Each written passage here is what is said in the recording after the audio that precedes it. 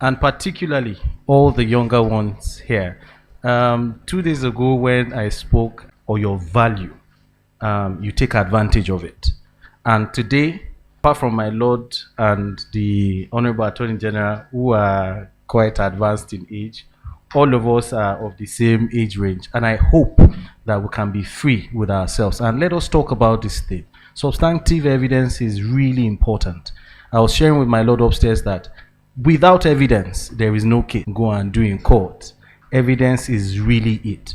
And we rely on what it is that we have from the engine room, which is all of us here.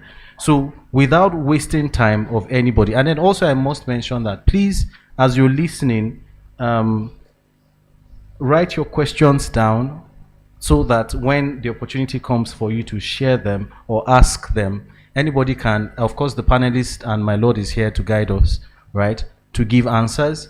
But in case any other person has thoughts to share also, please, there will be opportunity for all of us to have a bite at the cherry. So please, without wasting time, I would like to call on my own brother, the lead presenter, Adedayo Adedeji, to please come and give of yourself today. Let us listen to you and, of course, have a lifetime changing experience and things that we can use, to flow in this profession. And also, lastly, before it comes up, I used to tell a number of my colleagues that some of the experiences or some of the authorities or some of the expressions or some of the ideas that we take back home to our respective offices, we learn from forums like this, and so I hope that all of us would listen and ensure that we gain at least one or two things that we know that we can use later in the practice of the profession. So my dear brother, Adedayo Adedeji, please, over to you. Please, a round of applause for him. Thank you. Please, you have 30 minutes in case, but once I'm beginning to over-enjoy it, please just remind me that he only has 30 minutes to give his presentation. Thank you, my dear brother. Thank you, Mr. Chairman. My Lord, the Honorable Justice Ejile, please permit me to stand on the existing protocol already established. I am grateful for the honor to be invited once again to discuss the topic judicial updates and legislative development, core update and substantive evidence at this conference. We all probably will agree that 2020 has been an extraordinary year, from the outbreak of coronavirus that put the whole world on a standstill to the various on what happened in the United States.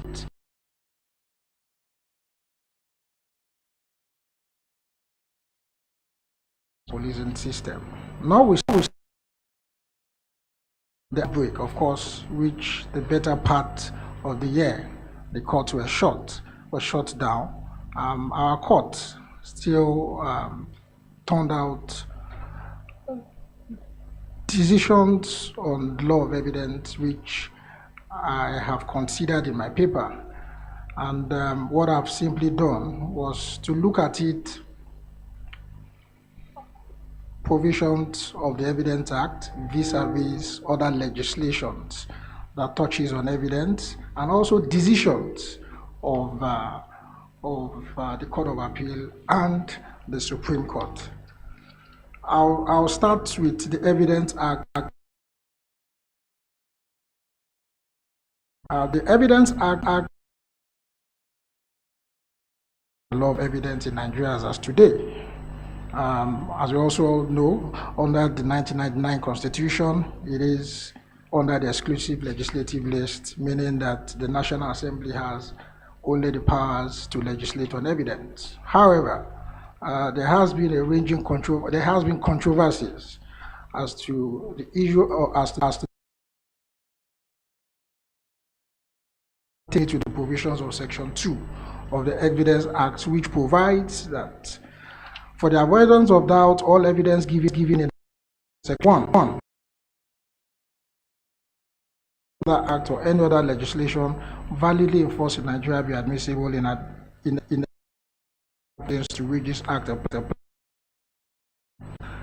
Well, the above provision can be viewed from two perspectives. The first is that the provision takes into consideration other legislation that regulates the admissibility, give way for the provisions of the Evidence Act. I am of the view that the provisions of the Evidence Act are superior to any other provision on admissibility of evidence. Thus, as far as the law of evidence goes, any provision that the Evidence Act shall be void to the extent of its inconsistency. Ladies and gentlemen, we are all aware that in this year, the National Assembly passed into law the Companies and Allied Matters Act, and in the course of writing this paper, I considered the provision of Section 860 of CAMA, which provides for electronic.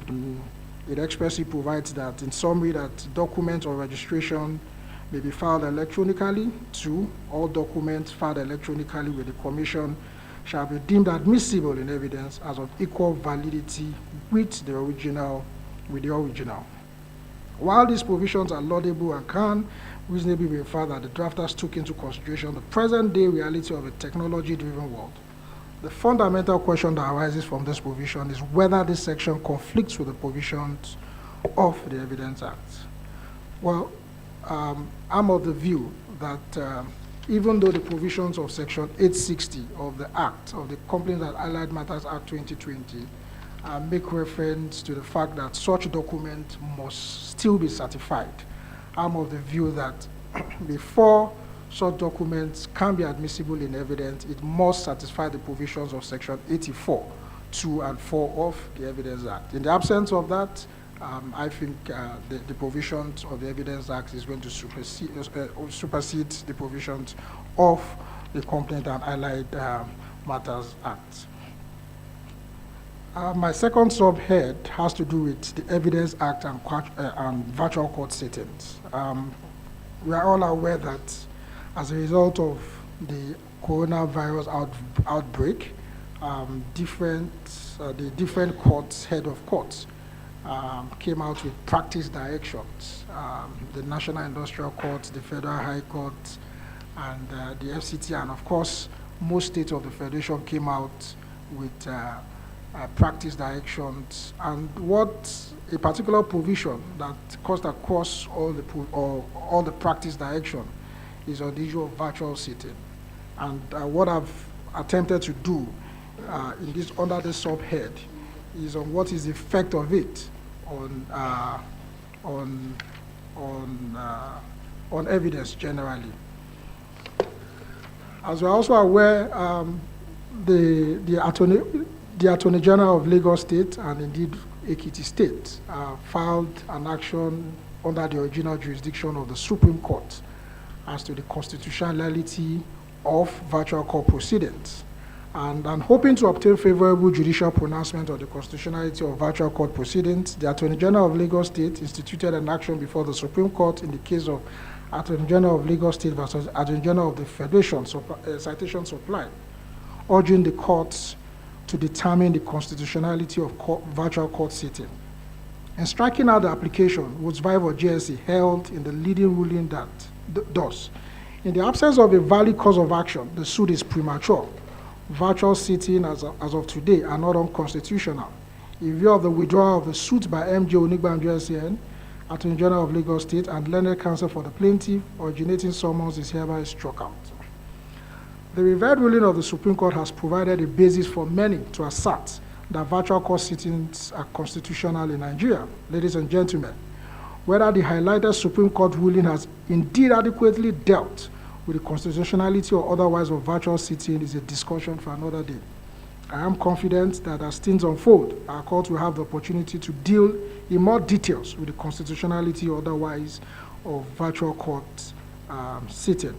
Well, I'll now narrow it down to the Evidence Act. As we all know, the Evidence Act was enacted at a time where we did not envisage the outbreak of a disease as coronavirus. The challenges, and of course, the act was not enacted or was not drafted to accommodate some of these challenges that may arise. And I've looked at, for instance, the provision of Section 205 of the Evidences Act, which provides thus: save as otherwise provided in Section 208 and 209 of the Evidence Act, all oral evidence given in any proceeding must be given upon oath or affirmation administered in accordance with the Oath Acts or law, as the case may be. While Section 5 of the Oath Act provides the way and manner the oath will be administered, depending on if the deponent is a Muslim or a Christian, it also requires the taking of oath in any other manner which is lawful according to any law, customary or otherwise. The section also provides for a situation wherein a person taking oath is physically incapable of taking oath as provided in Section 5(1) of the Act, and shall do so by merely touching or holding such copy, or such copy shall be held before him by the person administering the oath. The effect of the combined reading of Section 205 of the Evidence Act and Section 5 of the Oath Act is that a witness must be physically present before the person administering the oath.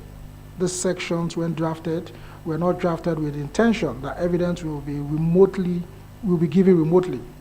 Some other challenges include: 1, what happens when evidence is given and requires rigorous cross-examination, physical identification and calculation of figures?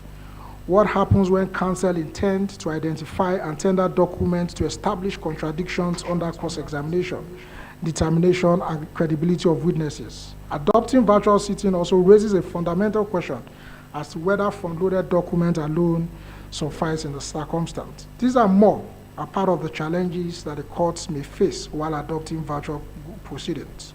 Ladies and gentlemen, going forward, if some of these issues are not adequately addressed, we should expect different objections and litigations to the competence of trial on some of these issues. Inasmuch as virtual sittings may appear as a good innovation, particularly taking into consideration the peculiar situation we all find ourselves, same may only have to be limited for now to preliminaries such as case mention, applications, report of settlement, matters initiated by originating summons, amongst others, and not to matters that require the calling of witnesses and tendering of evidence. Despite the various practice direction issued by the various heads of courts, the provisions of the Evidence Act are superior to any provisions in the rules of court, practice direction, or guidelines, or any matter relating to admissibility of evidence. My view is that the Evidence Act did not quite envisage a time as this, and it may need to be amended to expressly accommodate virtual court sittings, as the various rules of court or practice direction cannot amend the provisions of the Evidence Act. I've also looked at public documents. Well, I've made reference to this particular subhead, especially taking into consideration Supreme Court's the recent Supreme Court decision in Uzodinma and another in Ihedioha. Well, I quite acknowledge the fact that it is an election petition matter and it is a civil matter.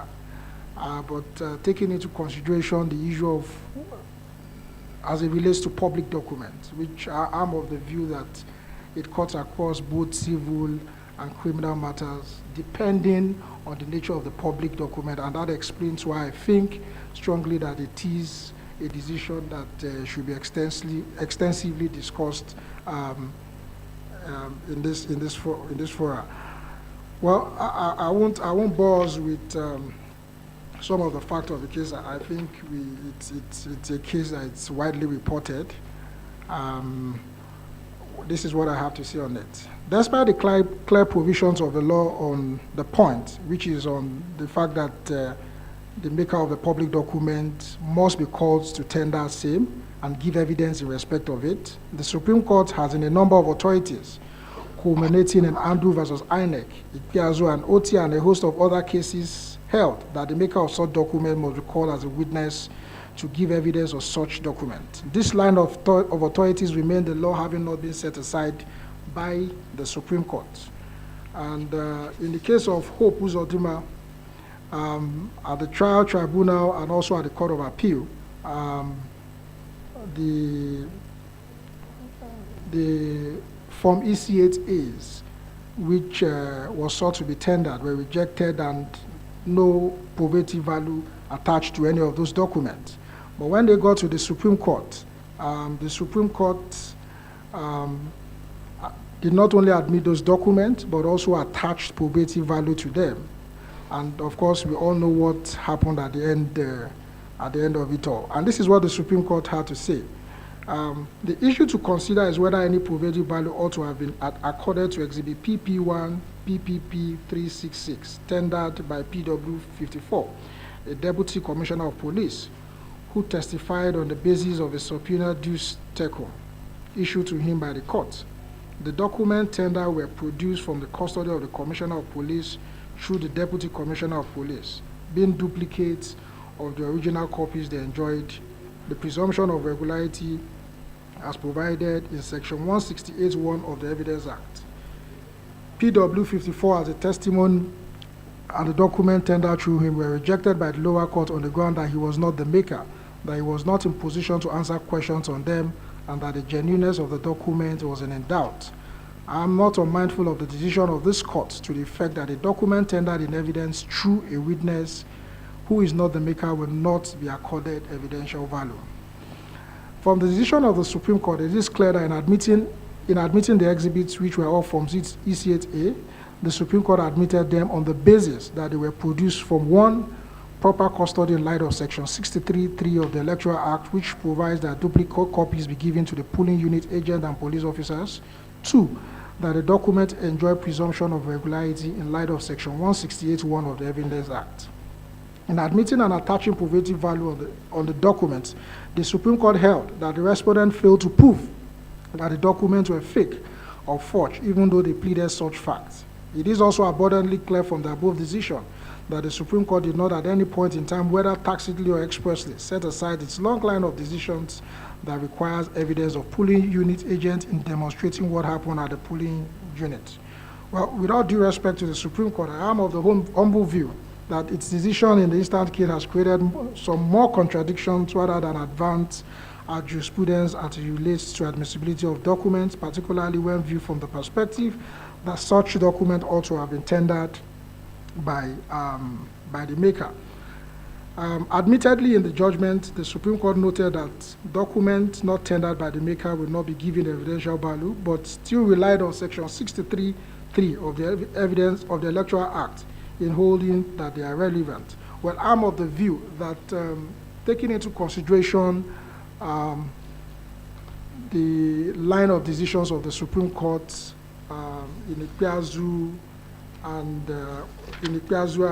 OT, in Andrew and INEC, a lot of them, where they've established that the maker must be the one to tender and also to give evidence in respect of those statements, that Section 63(3) of the Electoral Act shouldn't have been a basis for them to have admitted those documents. Rather, I would have thought that if they were going to admit the document, they should admit it instead of qualifying the other decisions, their other positions on the point to the effect that those positions still remain the law. So as it is now, we have two conflicting decisions. While we have the Uzodinma case, we have the lines of cases like Ikpeazu and Oti pointing to the fact that the maker must be the one to tender those documents and give evidence in respect of that. Of course, when this decision came out, one thought that the burden placed on the petitioner has been reduced by virtue of this authority, but I think largely to a large extent, it will depend on the facts and circumstances of each case. And of course, I've always held the view that once it's a public document, if it's an original or whether it's certified true copy, the issue of its genuinity shouldn't be put into question. If anyone has a problem with the document, as to the genuinity of the document, the person should come forward and challenge it, and that has always been my view, which I still maintain that position. Going forward, I looked at the trial within trial proceedings, whether evidence adduced during trial, whether during trial within trial can be imported into the main trial. Well, I think we've had a lot of discussions from yesterday, spanning till today on the issue of trial within trial, but I've looked at this in relation to substantive evidence. The appellate courts have consistently turned out authorities on the trial within trial procedure despite the persistent clamor that same be abolished, considering that it does not only waste the precious judicial time of the court, but also statistics have shown that 92% of objections raised on admissibility of such documents do not succeed. In other words, most confessional statements are admitted in evidence despite the objections raised to the admissibility. Irrespective of the admissibility, the weight to be attached to the statement will depend largely on the evidence adduced by the prosecution improving the charge. If you remember very well, for those of us who were in the morning section, I think my Lord Justice Agile tried to draw a distinction between admissibility and weight to be attached to a document under Section 34. They are two different things entirely. So in other words, for the fact that a confessional statement is admitted in evidence does not necessarily mean that a probative value or weight will be attached to it at the end of trial. Well, I consider the case of Ayoade versus the state is a Supreme Court decision, and this is what my Lord Justice Augie has to say on it in her lead judgment. So PW1 was cross-examined by appellant's counsel at the trial within trial, but the law says that the trial within trial is a separate and distinct proceeding from the main trial. Therefore, evidence adduced therein cannot be transplanted, injected, or imported into the main trial. Thus, whatever PW1 said at the trial within trial in evidence in chief or cross-examination stays there and cannot be used in any way excuse me, in the main trial. Still on admissibility of confessional statement, I had in my paper last year at this conference, relying on some decisions of the Court of Appeal, contended that the requirement under Section 17(2) of the Administration of Criminal Justice Act is mandatory. I still maintain that position today, and I think that position has also been incorporated into Section 60 of the Police Force Establishment Act of 2020, to the effect that when the statement of an accused person is being taken, that his legal practitioner, his lawyer, must be present. I will be correct to say that this section of the AJA underscores the recent protests, harsh EndSARS in Nigeria, and the reform of police in general. As we all know, one of the major reasons for the clamor for reform is the flagrant abuse of the rights of citizens under the guise of fighting crime. To the best of my knowledge, the Supreme Court till date have not had the opportunity to excuse me, please, to determine the effect of Section 17(2) of the AJA. What we currently have are different decisions of the Court of Appeal on the point. I think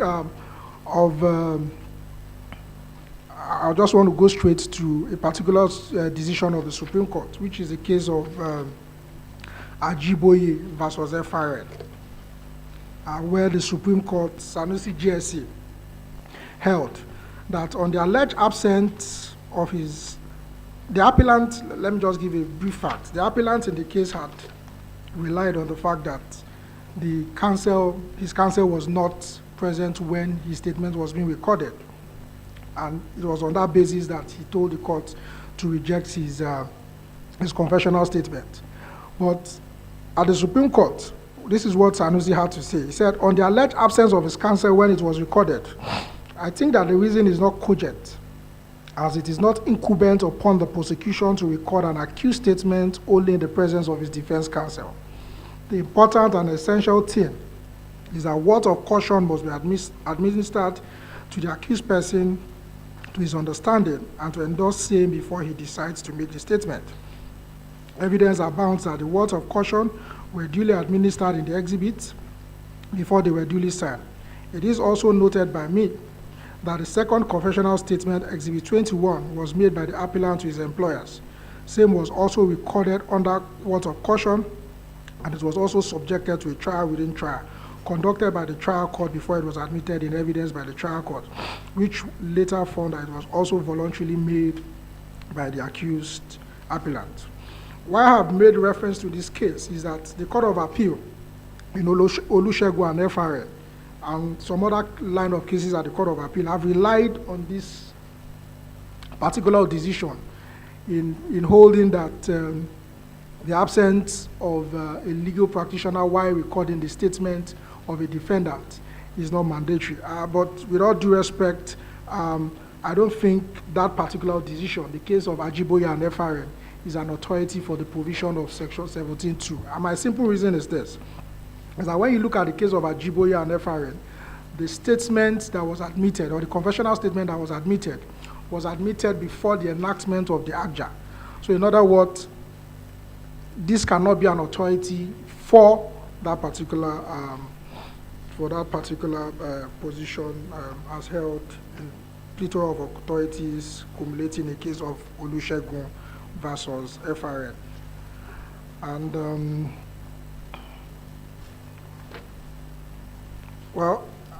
on this I said, ladies and gentlemen, it will be interesting to see how the Supreme Court will interpret the provisions of Section 17.2 and 2 of the ACJA. Until then, we are bound by the latest Court of Appeal decision on the point, depending on which side of the divide you are. And of course, why I said this is that taking into consideration that we have a lot of Court of Appeal decisions on this point, it depends on which side of the divide you are during trial. You know which one will take. And of course, I'm aware that just last week, that's part 1747, the Court of Appeal reported FRN versus Mamo. And one of the issues that were discussed by the Court of Appeal was on the issue of the Evidence Act and the Administration of Criminal Justice and the Administration of Criminal Justice Act, which is superior. And of course, what my Lord Justice Nipa, JCA, held was that as far as evidence is concerned, it is the Evidence Act, and the ACJA is just a procedural law, and it cannot take the place of the Evidence Act. But well, as I said, we'll wait. We are still looking forward to see what the Supreme Court has to say on this. Yes. So I further went on to look at public documents exhibited in affidavit whether same need to be certified, and I looked at some decisions of the Court of Appeal. There's an authority of Attorney General of Taraba State versus Selhin Consult Limited, where Zanki JCA was of the view that it must be certified, and it must be certified. But going forward, we had other decisions of the Court of Appeal, which is contrary to her decision, which is contrary to her position on that, which are likes of cases of like DG, DICN versus Diwabu and others, and a host of others, where it was held that public document exhibited in affidavit being already exhibited before the court do not have to be certified true copies before the court can look at them and make use of them to determine the merit of an application fought on affidavit.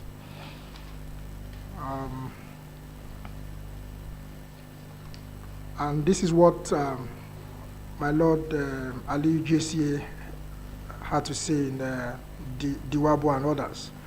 From the foregoing decisions of this court, it is clear that the present position of the law is, in a case fought by affidavit, copies of public documents attached as exhibits need not be certified true copies because they form part of the evidence on oath already adduced before the court by the deponent, and they can be used by the courts. In this application, the appellants averred in their paragraph 3D that a copy of the judgment delivered at Port Harcourt, which they are seeking extension of time and leave to appeal against, is attached to the affidavit as exhibit. This statement on oath made the judgment an already admitted exhibit before the court through the sworn averment. From the consistent decisions of the Court of Appeal on the point, it does appear from the said decision that if there is a dispute as to the content of attached public documents, the issue of proper certification of the documents may arise. Consequently, the facts of each case will determine the position the court will take in the circumstance.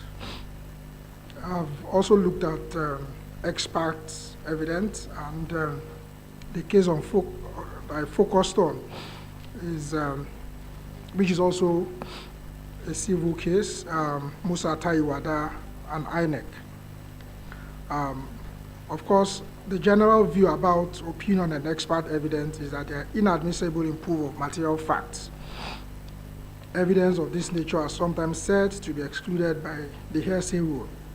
However, an expert evidence is necessarily founded on his training and experience, both of which involve the acceptance of hearsay information. It is, however, permissible for an expert to give an opinion on the basis of such hearsay, provided that it relates to specific matters of which he does not have personal knowledge or of which admissible evidence will be given by another witness. I've referred to authorities of the Supreme Court on the point to the fact that on who an expert is. Attorney General of the Federation, Anna Abubakar, where the Supreme Court held that an expert is any person who is specially skilled in the field he's giving evidence. I have also referred to the case of Omishori and another Anaregbe Shola, where the Supreme Court held that a person who through education experience has developed skill, she may form an opinion that will assist the fact finder. The Supreme Court have held consistently that it is a question for the judge to decide based on the legal evidence before him. The test must always be the knowledge and experience of the particular witness and whether the evidence justifies the conclusion and he is specially skilled, which means no more than he has special knowledge, training, or experience in the manner in question. It does mean that irrespective of the level of qualification of a witness, if he lacks expertise in a particular field, no evidential value whatsoever will be ascribed to his testimony or any report produced therein. In the Musa Taiwada, the issue as it relates to the expert evidence was whether a professor who is well-versed, has very impressive and intimidating CV, can give evidence, was a dactylographer. Under cross-examination, he had admitted that he was not a dactylographer, meaning that he doesn't have the skills in examining and identifying print impressions. And before the trial tribunal, his no probative value was attached to his evidence and also at the Court of Appeal. And this is what the Court of Appeal had. They're limited to fingerprint impressions. Apart from the fact that the PW19 exceeded his mandate when he purported to include verification of overvoting, the PW19 also engaged in ballot counting contrary to the order of the tribunal. The mandate given to him by the order of court was to determine and give his opinion on the fingerprint impressions of the ballot paper used for the election for the purpose of determination by the court as to whether or not there was multiple thumb printing. To do that, he had to show that he was knowledgeable in the science of examining and identifying finger impression. That act is controlled by a dactylographer.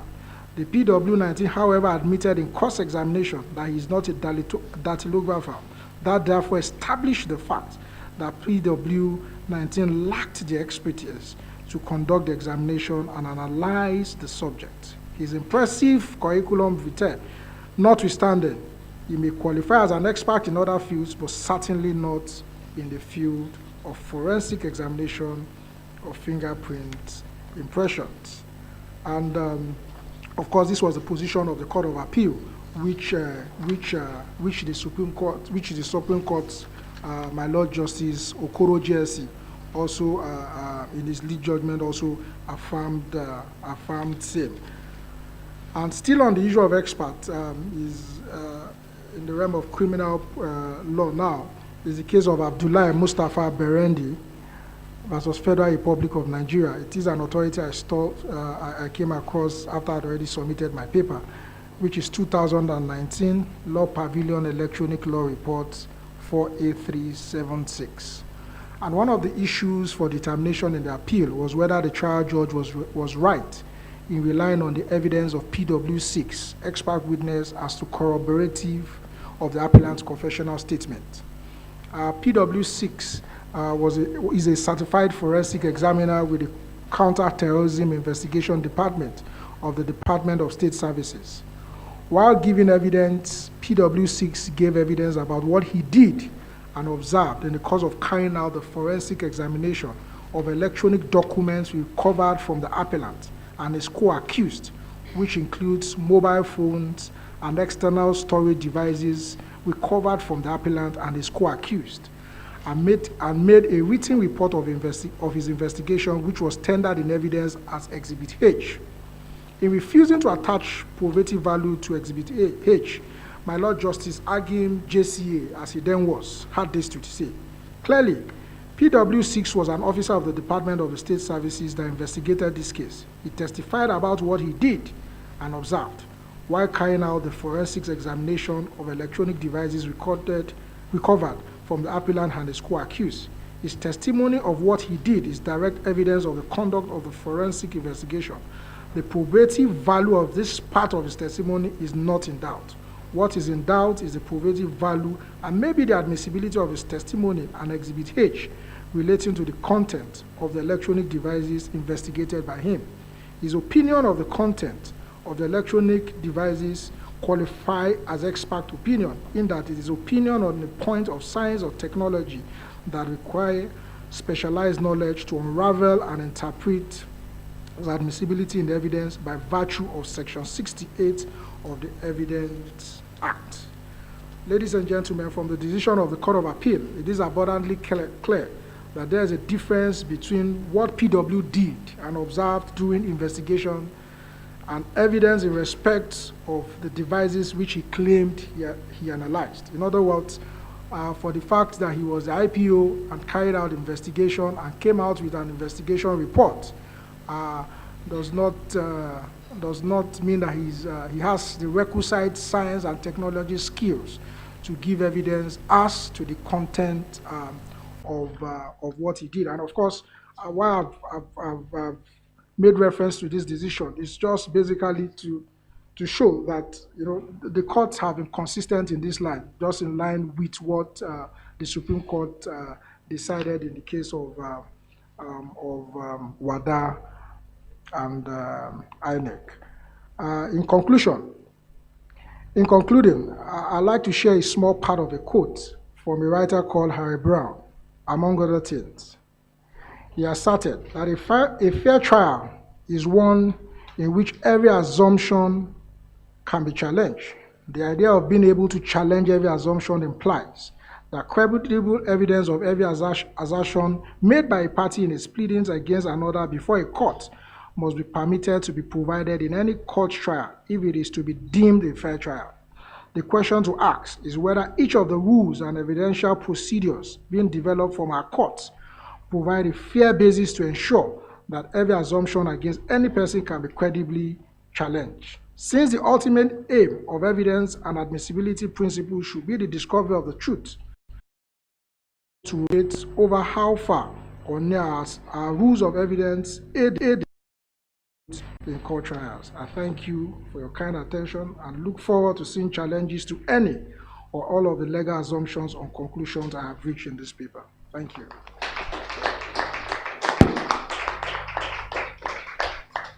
My dear brother, Adedeji, all I can say is, this is fantastic, and I hope we've all learned one or two things from what he has said. Just a few points to recap. He mentioned Evidence Act and CAMA, which is a burning issue. He also mentioned Evidence Act and virtual court proceedings.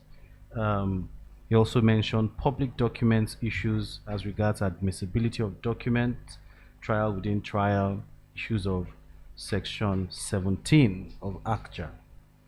And I'm particularly intrigued about the superiority of Evidence Act over ACJA. And also he mentioned certification of expert evidence. My Lord and members of this conference, you would all agree with me that this is really the meat of Evidence Act. Please, a round of applause, another round of applause for Mr. Adedayo Adedeji. Well, and my Lord, please permit me to say this. You know, they say in my place that how night will be, we can know from day. Well, I wanted to say something, but with caution, and I hope you're not recording this. But these are the quality of people that we would like to see in the inner bar, and quality of people, quality of thoughts, you know, that would make one listen to someone from the inner bar and say, yes, he's worth a sword. Please, a last round of applause for him. Moving on quickly, I would like to call on my brother Adeola Adedipe to please give his own insights as regards this. I reckon that you've prepared a paper. What page is it on? Okay, it's an isolated paper. I apologize. So he's prepared a paper. Gentlemen, ladies and gentlemen, kindly just keep your questions intact so that by the time we'll go round, we'll be able to answer those questions. I don't want to break the chain of thoughts. So please, Mr. Adeola Adedipe, please, over to you. Thank you. Good afternoon, everyone. My Lord, Honorable Justice Ajile, the learned senior advocate present, former AG. I'd like to stand on existing protocols and to thank very humbly the opportunity to be here at a time like this. I also thank Mr. Adedeji for a job well done. I listened with rapt attention, and I must say that he has covered the field. Before I look into my paper, I'll just look at the last page of his paper. I like to draw inspiration from it before I proceed into mine.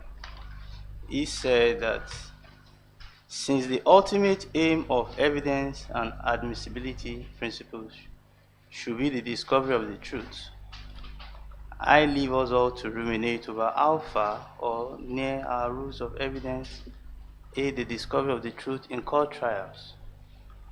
Okay, so if we agree with this statement, that the primary reason, of the procedure of admitting documents in evidence is to extract the truth, then the question is, why should it be regimented? Why should we have rules of procedure that are too technical, such that the truth cannot be discovered? That's my thoughts. And because he considered his paper on about, let's say, 6 legs. Now, if truly we want to discover the truth, let's look at trial within trial. There's a case we are handling in my firm. It has spanned for over 5 years. Trial within trial. Meanwhile, ACJA has already taken care of this. There should be recordings. So when there are recordings, there is a video to that effect. If you have been tortured, there will be no need for going back to the trenches and putting up arguments on trial within trial. Because like he rightly said, at the end of the day, it's going to amount to a waste of time. So how do we discover the truth going by the rules of procedure? Under the Evidence Act, under trial within trial, it doesn't serve any practical utilitarian value. My thoughts. Okay, so he looked at another thing on certifications. There have been conflicting decisions on that. When you have somebody who has deposed to an affidavit on oath with accompanying documents, I believe that is sufficient. If there has been a misrepresentation in any form, he stands to be liable. So what is the need for certification and accreditations? Oh, you this document going, you did not certify this document. Meanwhile, that document has been covered. You see, this inspiration is paper. The primary reason is to discover the truth. I was listening to the earlier sessions. That some of the things we have adapted here, they have been abolished in other jurisdictions. So why are we still holding tight to them? We should get to a point where we can decipher, we can split issues. What are the things relevant to our society, the peculiarity of our environment? What are the things we have in our environment? That, because other crimes are different. So we shouldn't, take things hook, line, and sinker when they are not very apt to the peculiar situations in our environment. So my friend also mentioned, I apologize. I'm just trying to speak into stuff. You know why? When I read this, I had the privilege of reading his paper before mine. So I looked at it. I said, this gentleman has covered the field.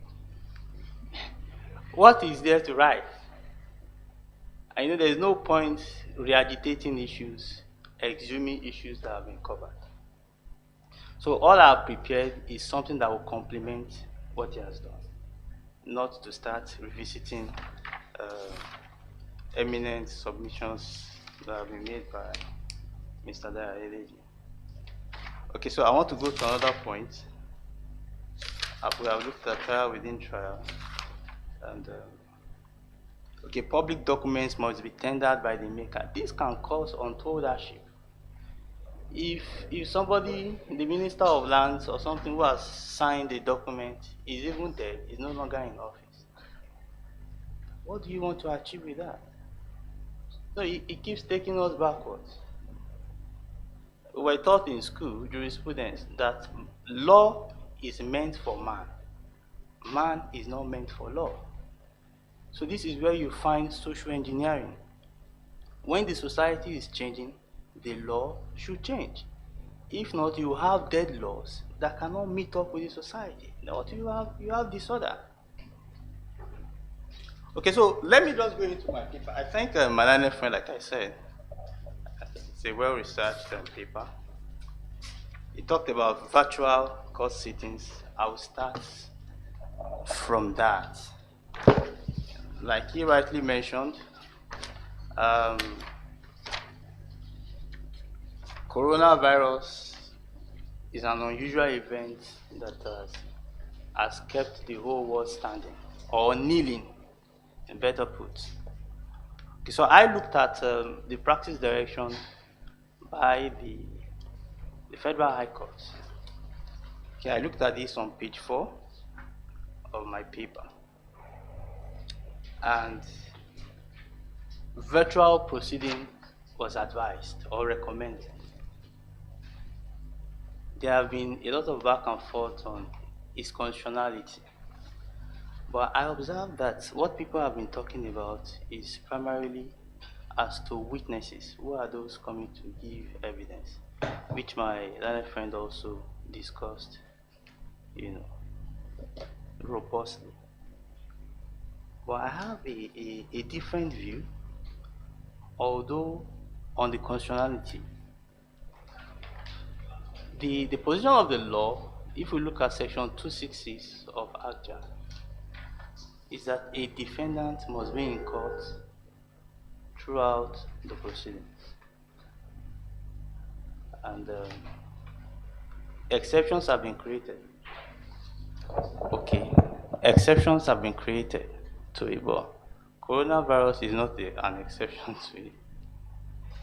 Now the question is, if a defendant is in prison and virtual proceedings have been activated for him, can we describe the prison as a court? I doubt it.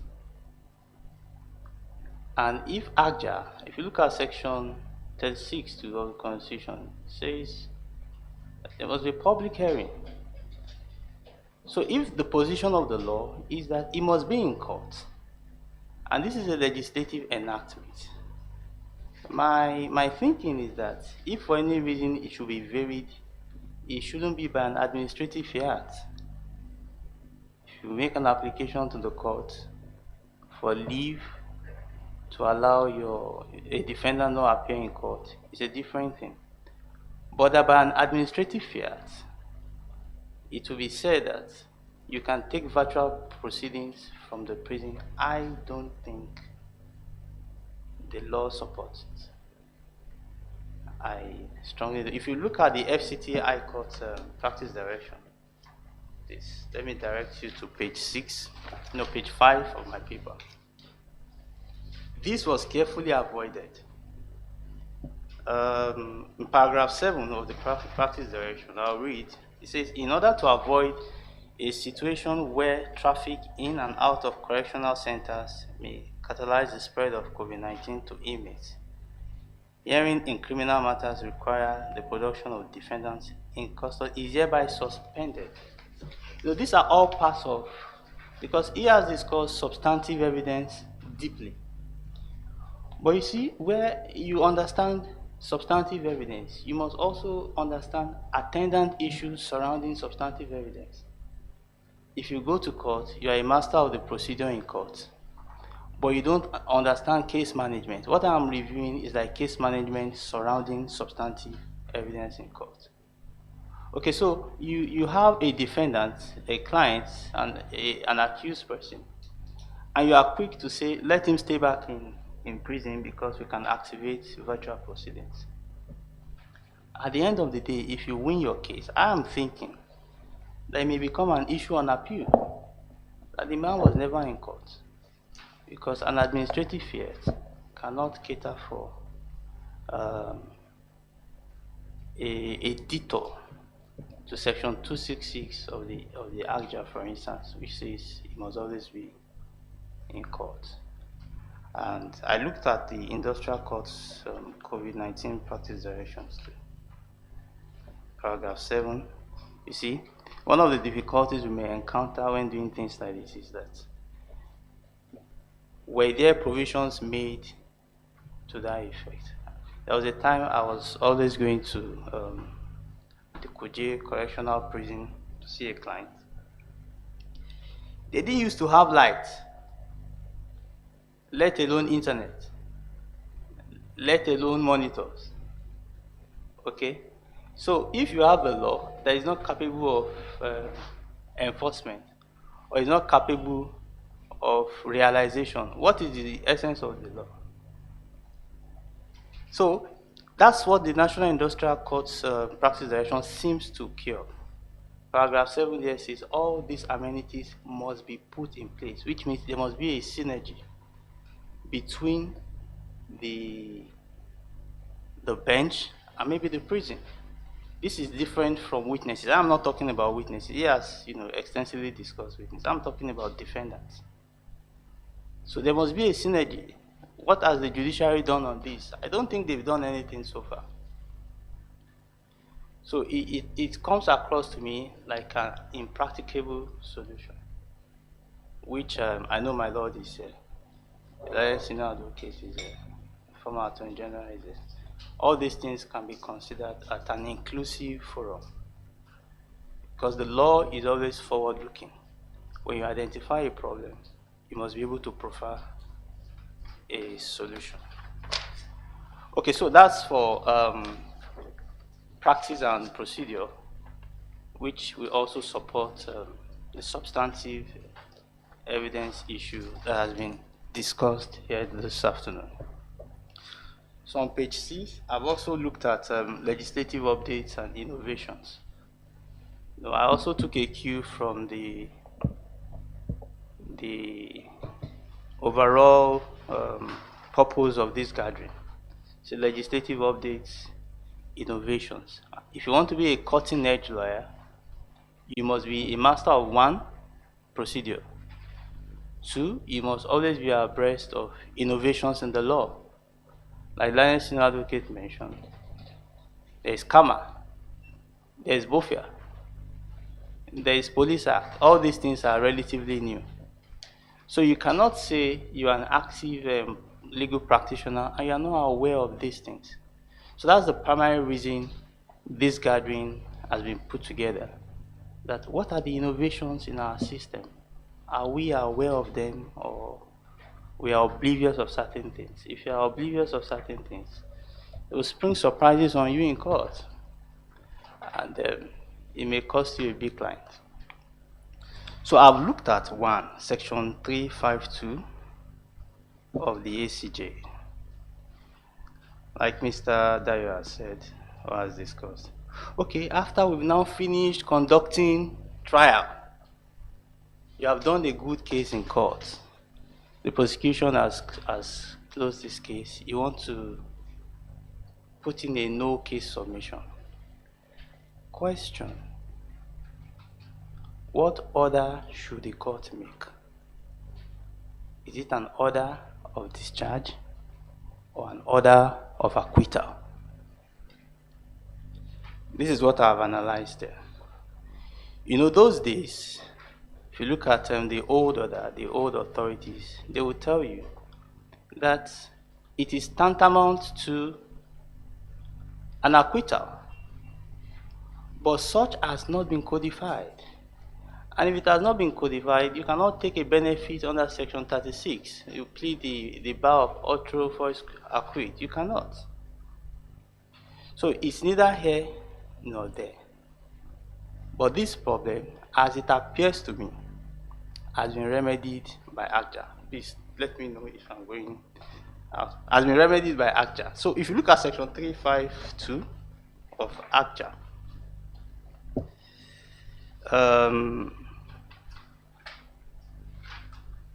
oh, sorry, what I'm discussing is not it. I apologize. It's on the flip page. Okay, let me just discuss it before I go back to it. So it's on page 7. So it's section 2302 of ACJA. The emphasis there is where the court considers that the evidence against the defendant or any of several defendants is not sufficient to justify the continuation of the trial, it should record a finding of not guilty. That's section 302 that takes care of a no case submission. So it's bifurcated. When a plea of no case submission is taken, the court can enter into record an order of not guilty. Or the court can do it suo motu. The court can say, I've looked at your case. It doesn't have merit. I record not guilty for the defendant. So if you read it, in contemplation of section 309 of the ACJ, still down the line, it says, where the court finds the defendant not guilty, it shall immediately discharge him and record an order of discharge and acquittal accordingly. But this provision is not being activated by the court. I stand to be corrected, my lord. Because I've done a few cases. What they will enter is an order of discharge. But that's not what this law is saying, because ACJA is a remedial law. It has looked into the old, it has projected certain things into the future, and it has brought in a balance. So my encouragement under this paragraph is that lawyers should impress it on the court when you make a case of when you plead no case submission, that the court should enter not guilty for your client if he succeeds. I don't think it has been tested, but it's high time things like this are tested. So that's for discuss this afternoon. So if he has finished his case now, he has looked at all the extensions of substantive evidence. What is he supposed to urge upon the court? So that's my view on that. So we'll go back to page 6. This somehow may favor a prosecution counsel more. It's still part of substantive evidence. We you make an application for bail. But our justices or judges, the bench is always worried that why should I give him terms of bail that are very liberal? Like I have the case I'm doing. We went through hell. But Agja has taken care of it. That's a judge. You don't have to be worried whether the man will appear or not. Because that has always been the mindset, that what if this man runs away? Section 3524 says that there can be a trial in absentia, which means if a man has been arraigned, he decides to jump bail, is to his peril. All the court has to do is to satisfy itself on two adjournments that this man has jumped bail. Once the court satisfies itself that the man has jumped bail, you just make a finding that the matter will be continued in absentia. You see, with that, there will be no need to burden the court on far-reaching conditions, onerous bail conditions. I believe that the duty of the bench at this point, which also includes the counsel, is that sensitize your client. Look, Mr. Man, don't run away. If you run away, the matter can still continue in your absence. Now, if you look down at section 352, subsection 5, the court will convict him. If the court finds merit in the case, he will be convicted but will not be sentenced, because he has to stand in court to be sentenced. So the conviction will hang. Whenever he is caught, the long hands of the law is able to reach him. They will bring him back to court and the sentence will be pronounced. So the philosophy that underlines this thing I'm trying to, I don't want to call it jurisprudence, is that there is no need for the court to be bothered again whether an accused person will jump bail. So it can be a very simple bail condition. Okay, who is going to stand for you? Mr. X? Okay, sign in a bond and that's it. I hope I'm in order. Okay. Okay, so I'll go to page 8. What I'm trying to do, I'm trying to draw out issues of law that are not being given attention, and they are approximately connected to the substantive evidence, case that has been presented by Mr. Dayo this afternoon. We were taught that the jurisdiction of the court will be activated upon arraignment. That was what we were taught in law school. And that has been operational for a while. That is why you see that EFCC will charge a big man to court, we serve him with the charge, the man will run away from the country. You see, I'm trying to, it's for a balance. So EFCC, the prosecution counsel, they need to be educated about this thing. You don't have to. Now they will invite you, once they charge you to court, they will invite you, tell you to come. They will pending arraignment. Those that's it. Agja is saying that section 394, that once there is confirmation, okay, let me read it. It's my lordship's kind permission and the lawyer's sake. Where a defendant against whom an information has been duly preferred, and on whom the information and notice of trial has been duly served, does not appear to plead to the information, the court may issue a warrant for his arrest. The old law was that the court will be unable to issue a bench warrant until plea has been taken. That is the old law. That is why EFCC will be afraid, will not want the man to escape. They will put him in their custody until arraignment. The law has changed. which means if a charge is served on Mr. A, all you need to satisfy the court with is proof of service and or notice of trial. Once you're able to satisfy that, if he jumps bail, the court can make an order for his arrest. Okay, so it helps us to balance what we go to do in court and the surrounding circumstances, that ensure that we have a smooth trial in court. Still on page 8, there's another one I've considered there. I don't know whether it should be emphasized at this point. It's about the powers of the Attorney General of the Federation. Because tomorrow you may have a client. There used to be a time that EFCC would get an ex parte order of interim forfeiture on a property. And then you have to come to court on non-conviction based forfeiture. You have to come to court, give reasons why the court should not make it permanent. But now, EFCC or other agencies, they have been divested of that power. So it's under Regulation 5. Regulation 5, Asset Tracing, Recovery and Management Regulation.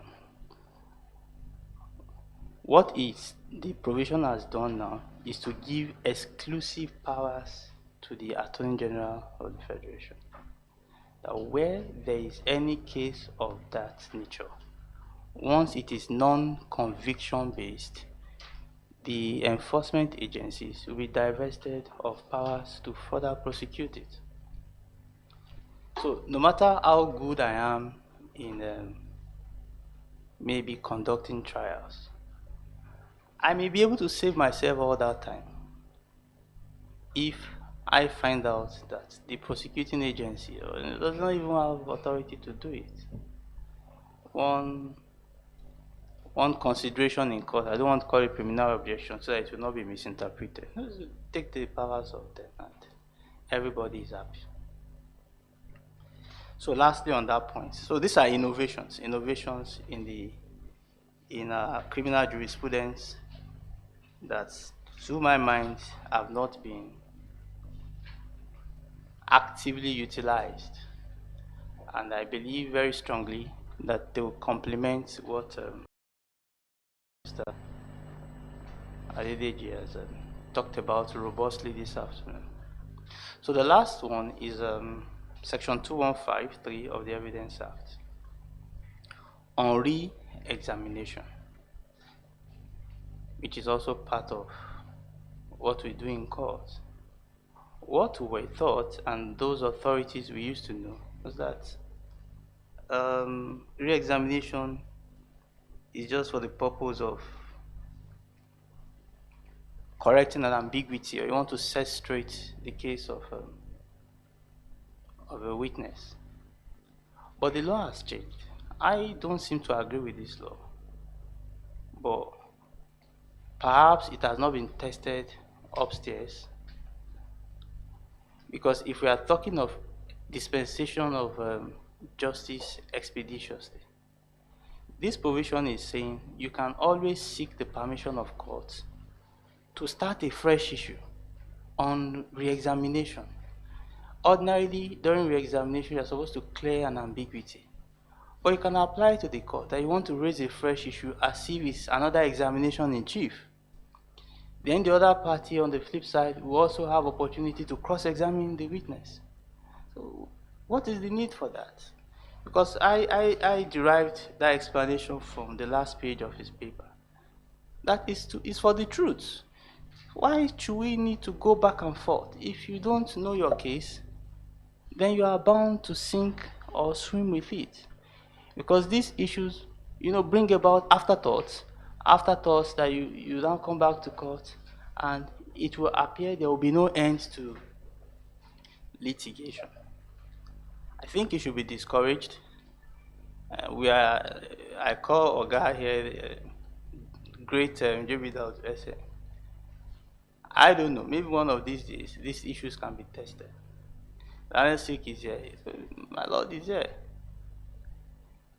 if we are talking about dispensation of justice expeditiously, although within the ambits of the law, what is the need for that provision?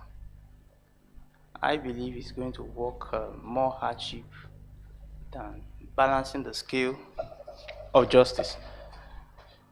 So those are my thoughts on updates on legislations to complement what Mr. Dayo has discussed with us this afternoon. And lastly, I've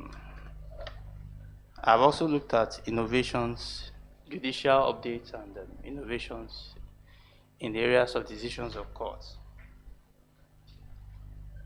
There are 3 of them I've mentioned on page 10, pages 10, 11, and 12.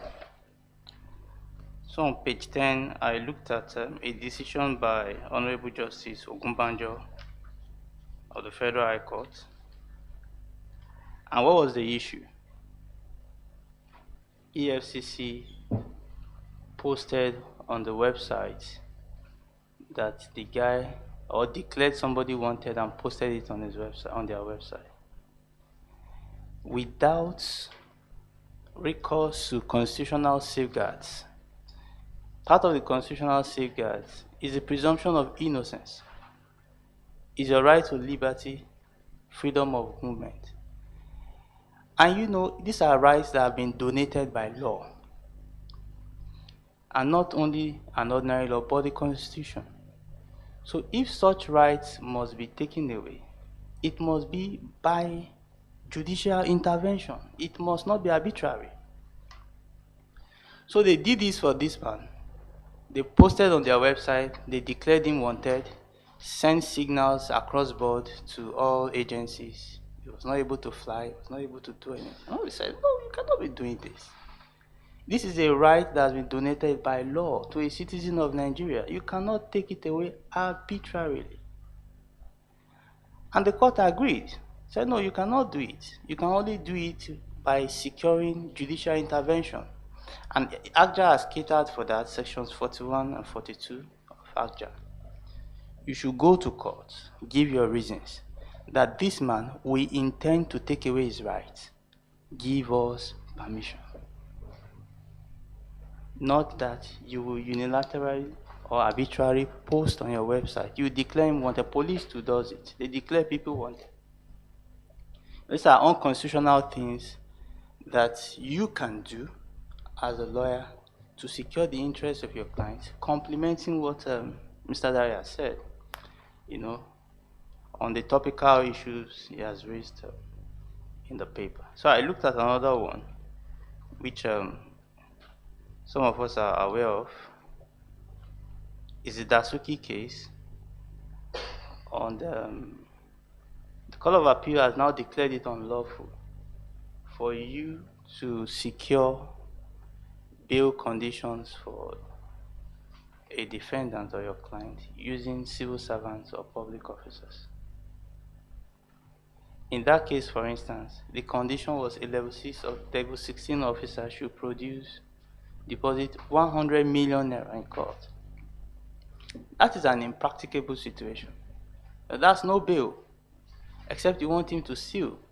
Because if a level 16 officer brings to court 100 million naira, it's corrupt. So they will charge him to court. So it's an impracticable situation. So the Court of Appeal went beyond that realm to declare it unlawful and said, no, you cannot even do it again. You are encouraging bad habits. So it's just a sensitization exercise for us too. Because before you go into the substantive law of evidence, the case you want to do for your client, there are preliminaries. A lot of things can be guarded against before you even go to court. Then the last one, I may not say much about this one because it's sub judice, but that's on page 12. It's a case many people are aware of. FRN and Olisa Metu. Okay, the predicate offense or some predicate offenses in that case were that these things happened because Dasuki was or is corrupt. And you did not make Dasuki a party to the charge. And you know, in the absence of a finding of corruption against Dasuki, being the predicate offense, there is no way you can successfully prove the guilt of the other accused person. So the court, my Lord Honorable Judge said, look, Dasuki, you are corrupt. Made several findings of guilt against him. Somebody that was not arraigned, somebody that did not stand trial. So, but like I said, it's a subject of appeal, which the great J.B. Dawudu has argued in court.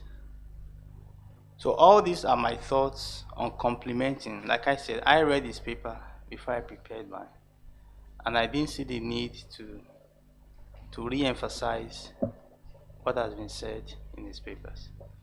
Just to point out, complementing issues of law that can also aid us in becoming better advocates, and also support the bench with adequate information at times. Because it's whatever you give the bench to, that the bench in most cases, so that you will not say the court is biased. So if you have not made certain representations to the court may not be able to descend into the arena of adjudication. So that's the end of my paper. Then what we have on page 12 is a quote by George Michael, and I would just like to read it. It says, the lawyer is the only professional who must battle an opponent and beat him before it may be assumed that he has done his work well. The doctor treats his patient, the engineer builds his bridge, the chemist perfects his formula, and they all strive in a competitive world. None loses simply because his rival is successful. The winning attorney, however, must defeat someone else in order to be credited with an achievement. That's the irony of what we do. And the vanquished attorney, though he may have toiled and struggled valiantly in the contest, obtains only 0 for his efforts. In every lawsuit, there must be a smashing victory and an irreparable loss. Every case in court must ashes in the mouth of one attorney so that it may be a rose in the lapel of his opponent. So if you are saying yes to Mr. A, you are saying no to Mr. B. You cannot sit on the divide. It's either I face you headlong in court, or I'm not. I'm compromising the interests of my client, no matter how close we are. Thus, on an even division between cases won and lost, only one half of a lawyer's work will be chalked up as successful. And if one lawyer scores more victory, which means that more than half of his lawsuits will have been failures. So going back to the topical consideration of this convention, it's about updates and innovations in our practice sphere. How updated are you on practice and procedure? How updated are you on legislations?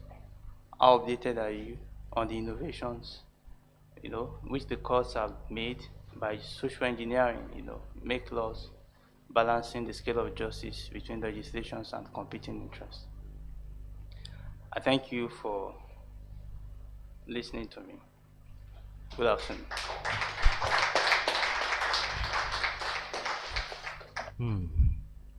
I honestly don't know where to start from. But really, honestly, with the kind permission of my Lord, please let's give him another round of applause, please. Ladies and gentlemen, my colleagues, it is no doubt or no gainsaying that all of us here are the engine room of this legal practice, and this has been exhibited by my brother and friend, Adeola Adedipe, and I am honestly privileged to be listening to all of this. In my mind, it's more of a refresher course that I am doing here. And also for all of our colleagues here, imagine you have all these tips and they take you for a client interview or a client comes to court and you slip a piece of paper to your boss and say, please consider this. I'm sure your boss will read it and look back at you. And in his mind, he will be jumping because that's extra 5 million that he will charge the client. And so, honestly, if you give me this kind of thing and there's a case, and I've actually on your points, I mentioned 1, 2, 3, 4, 5, 6, 7, 8, 9, 10, 11. Times 5. He has made me rich this afternoon, actually, because I'm going to hold on to these things. And I hope that all of us will hold on to it. And it's fantastic that we're complementing ourselves here. Last but not the least is my brother, Eugenius Ibega. Please, over to you. A round of applause for him, please.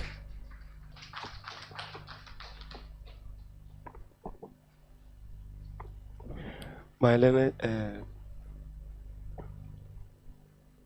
most eminent Justice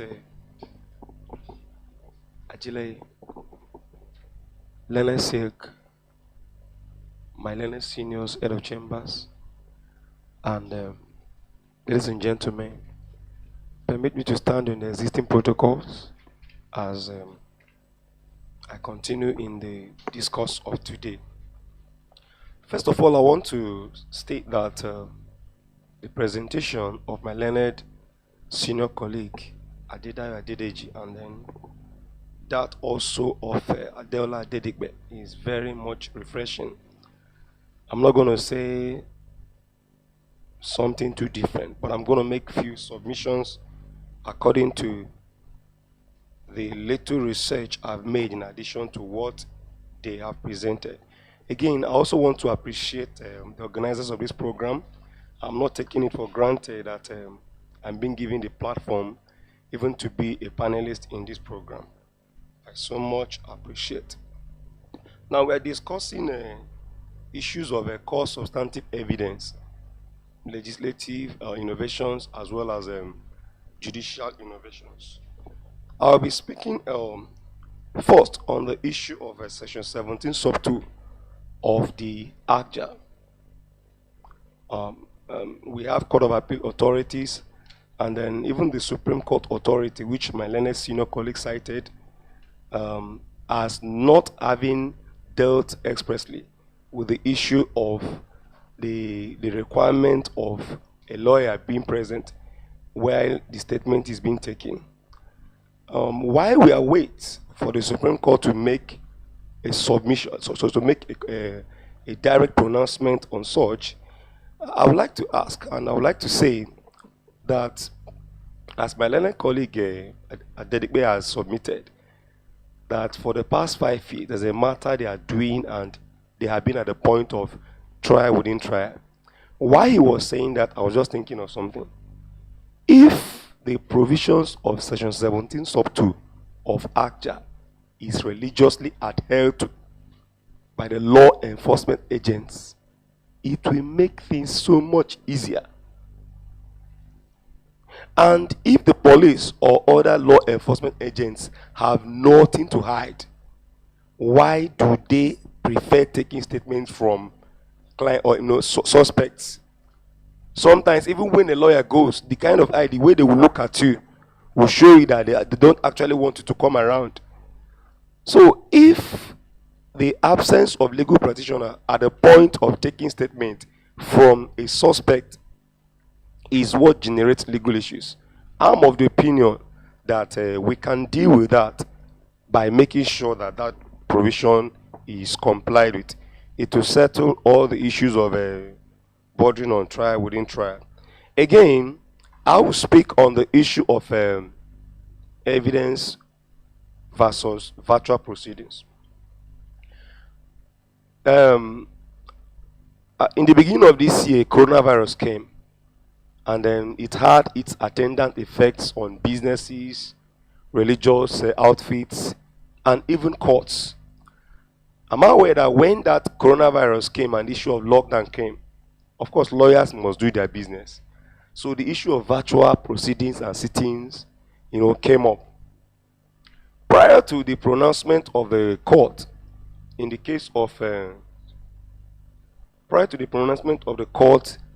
of AG Lagos and AG Federation, there were a lot of arguments on social media, a lot of write-ups, a lot of articles, trying to discuss. I'm aware that that period in this office, because we have the culture of having an office meeting every Friday, I'm also aware that during that period, it was thrown up by the head of chambers for us to air our views on the constitutionality or otherwise of virtual proceedings. We made our contributions then. Of course, we were on both sides of the divide. Some believe that it's constitutional, while others believe it is unconstitutional. Now, when the case of AG Lagos and AG Federation came on board, all of us felt that that pronouncement will actually settle the doubt and douse the contentions. However, it is very clear that that matter was withdrawn and struck out. But I want to say something. In that case, the Supreme Court says, of course, the matter was withdrawn. But if you look at, let me quote my colleague. At page, at page 188 of the brochure. The reviver said, in the absence of a valid cause of action, the suit is premature. Virtual sitting, premature, full stop. I try to lay emphasis. Virtual proceedings as of today are not unconstitutional. In view of the withdrawal of the suit by MJ Onibanjo SAN, Attorney General of Lagos State, and learned counsel for the plaintiff, originating summons is hereby struck out. Yes, we agree that whatever he says now is obiter because the matter is not considered on merit. But I am of the view that having said this, and being that most of the justices that consider this matter are still on the panel, we can actually guess and we can actually predict that if a matter travels from the trial court to the Supreme Court may not quickly speak from the both sides of the mouth. So in as much as this is not an authority as to the constitutionality or otherwise, we can actually forecast into the future that virtual proceedings are not unconstitutional. If you go back to the Constitution on the issue of having matters heard in the public, now Zoom platform, Facebook, and some other social media platforms are not actually secret. So any matter held on Zoom can also be said to be a public place. And somebody can quickly say, okay, well, but the link is not open to everybody. Yes, even the Supreme Court is not open to everybody. The FCT High Court and Federal Court is not open to everybody. Yes, but the fact that it is not open to everybody, to me, the public does not mean everybody. The public are those stakeholders, those who are involved, the lawyers, the litigants, the press. It doesn't mean that for a matter to be said to the public, that means the whole world must gather. The court is not a Utako market. Even if it is a Utako market, sometimes you're denied entrance. So my take on that, now we are delving back to the issue of a substantive evidence with respect to this. Apart from the issue of the constitutionality or otherwise of virtual proceedings, it now takes us back to the issue of oaths and evidence. My senior colleague has actually made mention of that when he cited Section 5 of the Oaths Act. But if you go down to Section 6 of the Oaths Act, it says, every commissioner for oaths or notary public before whom any oath or affidavit is taken or made under this act shall state truly in the jurat or the attestation at which place. That is the demand of the law. You should state at which place and on what date the oath or the affidavit is taken or made. Now, there are two things involved. At which place and then at which date. Date is not a problem because whether you're on Zoom or on Facebook or is a physical, a presence, the date is always the date. But then the law says they should state at which place. Now, sometimes we find it difficult. There's a difficulty in going to file matters when the commissioner for oath says, where's the deponent? He must come here. He must come here. So, and what is he coming to do? Just to say, before me. So I am of the take we must move with the trend. I am of the take that, okay, take for example now you have somebody who is coming to testify or who is coming to file an affidavit, and the person is in UK. And because of the restriction due to corona, even if it is not corona, does it make sense that somebody flies from UK back to Nigeria just to come and stand before the Federal High Court, the Commissioner of Oath, and say, I am the one, and he goes back? So now that the law is extending to accommodate virtual proceedings, because I'm also of the take that depositions can be taken online. What I mean is this: the law says, Section 6 of the Oath Act says that it should state at which place. The only thing is that at the foot of the deposition, Zoom is a place. People hold conferences on Zoom, like this one now that we're having. People, 2 days ago, somebody, one Achimugu, was contributing from Calabar over this program. And we have been taking some persons. ECU Kala SN contributed from Port Harcourt. Then we go from SN from Owerri, contributed as well. Will we now say that they are not in this conference? They are. So what I'm saying is that to avoid the difficulty of compelling people to, to take to sharp practices, or bringing people who are not deponents to come to court and say, I am the one. One day I was in High Court, FCT High Court Registry to file a process. Somebody came to make a deposition. I think that was affidavit of a declaration of age. He said, I am 82 years, and he's a relatively young man. The commissioner will say, you like this, 82 years, you like this. You see, a lot of things play out, because there is a demand that you must come. Even that particular demand that the deponent must be there, to me, all you need to know is, all we need to do is to be sure that the deponent, the commissioner will say, oh, depose to before me at Zoom or at any of the social media platform. Aside the issue of this, again, what about the issue of, is even more reliable when people depose to oath through WhatsApp calls, because they can be recorded. If I come and say, okay, my name is Mr. Paul Daud, and you don't know Mr. Paul Daud, and I say my name is Mr. Paul Daud, and then there I go. Tomorrow, if there's any contention, you cannot actually say, I can come and say I'm not the one, because there was no recording. All you know is that I came and said, Mr. Paul Daud.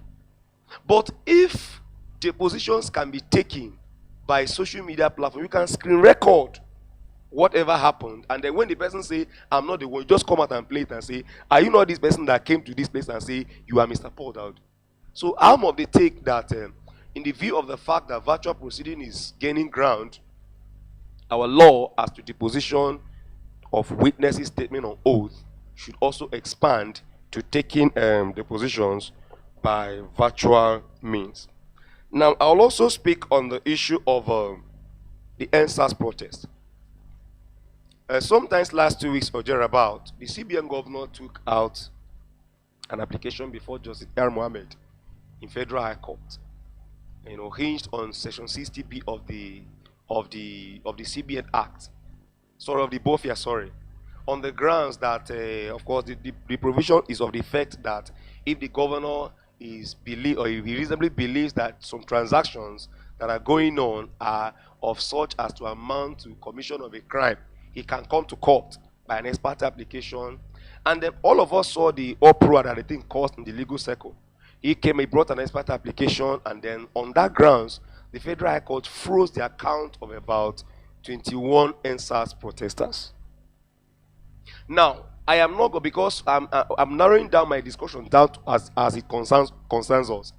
Now, I'm aware that last week or thereabout also, some of the respondents to the application went to court. I think Falana SN is leading them, saying that, and part of their depositions on the reason why they want the court to vacate the order is that they are saying that there are suppression of facts in their affidavit. That is my area of concentration. So on that, of course, the matter is sub judice. I won't speak too much on it.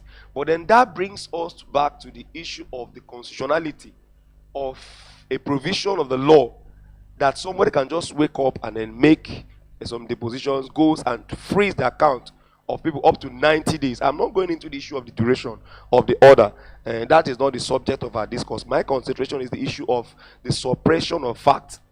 So it may mean that at the end of the day, when this matter finally gets to the Supreme Court, if it is not vacated with ease, or no matter what happens, I am of the take that Section 60B of the Act of the BOFIA may receive another legislative retouch, because to freeze the account of somebody for 90 days without giving the person the opportunity to come and controvert on the law will see the light of the day at the end of the day. So that is about evidential issue on the case of CBN governor and I think 21 others pending before Justice A.R. Mohammed. Just two things, and then another one is the issue of section 860 of CAMA, on the issue of where the law provides that all documents filed electronically at the commission shall be admissible as of equal value with the original. Now, my senior colleague has made a very, very robust submission on that. But I'll just take it a little bit further. On the issue of the National Assembly making provision on evidence in CAMA.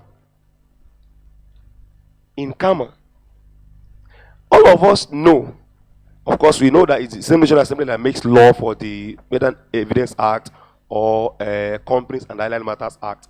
But the pertinent question is this: can they, by virtue of making provisions in CAMA, encroach into the issue of admissibility or otherwise of a document? I am of the take that the drafters of CAMA, maybe what they think they were thinking was not actually what they were thinking. I will explain. They say all documents filed electronically. Now let's come to the practical aspect of it. Even the issue of 860 of CAMA has nothing to do with electronically generated evidence. I will explain. You say all documents filed.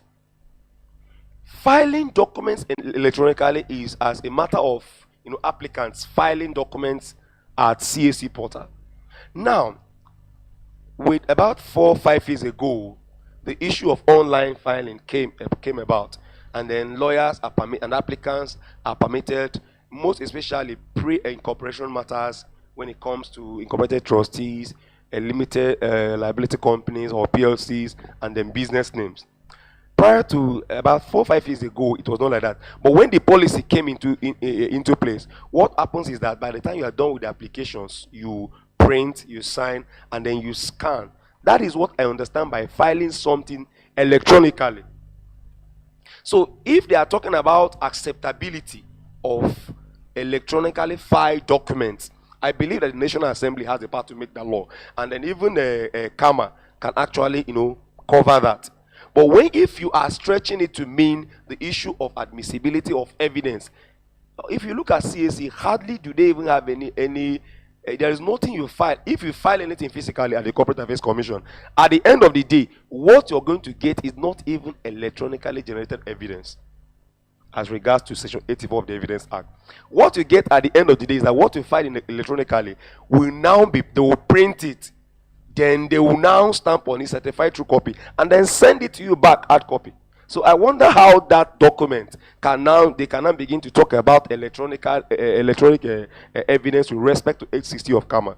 So I would say that what the National Assembly did with respect to 860 of CAMA and admissibility is like a teacher teaching algebra in a biology class, or somebody discussing photosynthesis in a CRK class.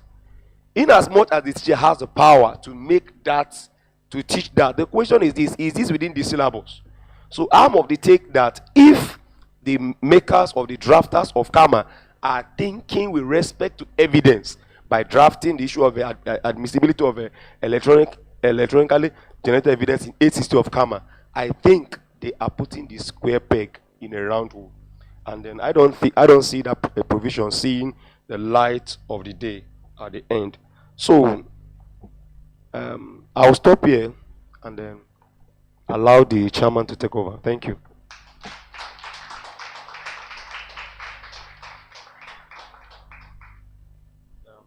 My Lord, um, you agree with me that these are the underdogs of this profession. Ladies and gentlemen, please permit me once again a round of applause for my brother, the genius. Okay, so this is for all of us. Um,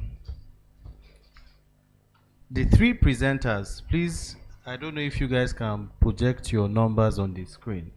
Please, can you kindly just put their numbers on the screen for me? And this is the instruction for all of us juniors. Um, I tell a lot of my colleagues that sometimes you get stuck in court. And anyways, I'm not permitted to say this. I hope people are not hearing it. Sometimes the inner battle, they get stuck in court. And you need people to assist you. I believe strongly that these underdogs, these three underdogs, for us junior lawyers, you need their numbers, and so that you continue to worry them, and that's how you grow in the profession. And I believe that that's part of the essence of this convention that we're having today. Have their contacts, speak with them every now and then, and ensure that you continue to tap from their knowledge. Of course, it says that a good lawyer is not the one that knows all the laws, but knows where to find it. Ladies and gentlemen, I want to present to you the three underdogs that you can find the law from. Please, another round of applause for the three of them. Thank you so much. We're still within time. My Lord is here. Before we go to question and answer, please, my Lord, the floor is yours for your intervention in all that has been discussed here. Thank you very much, Mr. Chairman. Am I on? Okay. Mr. Chairman, Lanesik, thank you very much for the opportunity afforded me. Let me begin by saying that it's like I find myself as a rose in the midst of very heavy thorns. And I am happy that I have taken time to participate in this session. Being a session dominated by young men, and we have ladies here too, I think it gives hope to the profession that there is a tomorrow in the legal profession. Can we give a clap offering to them? My intervention, 3 areas. I have 1 question. I want to make 2 contributions. My first contribution is in respect of Section 860 of CAMA regarding admissibility of electronically filed documents. I've read these provisions, or the summary of it now, as contained in the paper of Mr. Adedeji. And the last speaker, I've heard his opinions too on it. The good thing about this provision is that, thank God, it does not conflict with Section 84. Because that would have been a very big trouble for us. The provision here is consistent with the provision of Section 84. I agree with the last speaker, it is unnecessary for CAMA to veer into an aspect of admissibility of documents. But so far, all it says is that it provides for electronic documents. It expressly provides that 1, documents or registration may be filed electronically. Well, this is not about admissibility, but the other aspect, all documents filed electronically with the Commission shall be deemed admissible in evidence as of equal validity with the original. I look at this provision, my interpretation of it is that it has even come to explain Section 84, because Section 84 does not draw any distinction. There is no dichotomy between a document, a statement contained in a document produced by computer. That is all about Section 84. Section 84 does not talk about original. Section 84 does not talk about secondary. Section 84 does not talk about primary. So once you produce it from the computer, it is admissible. It will not be asked whether that document is original or it is not original. So for Kama now to be saying that that evidence will be, the document will be admissible as of equal validity with the original, is consistent with our position that even a printout from a computer now should be treated as an original.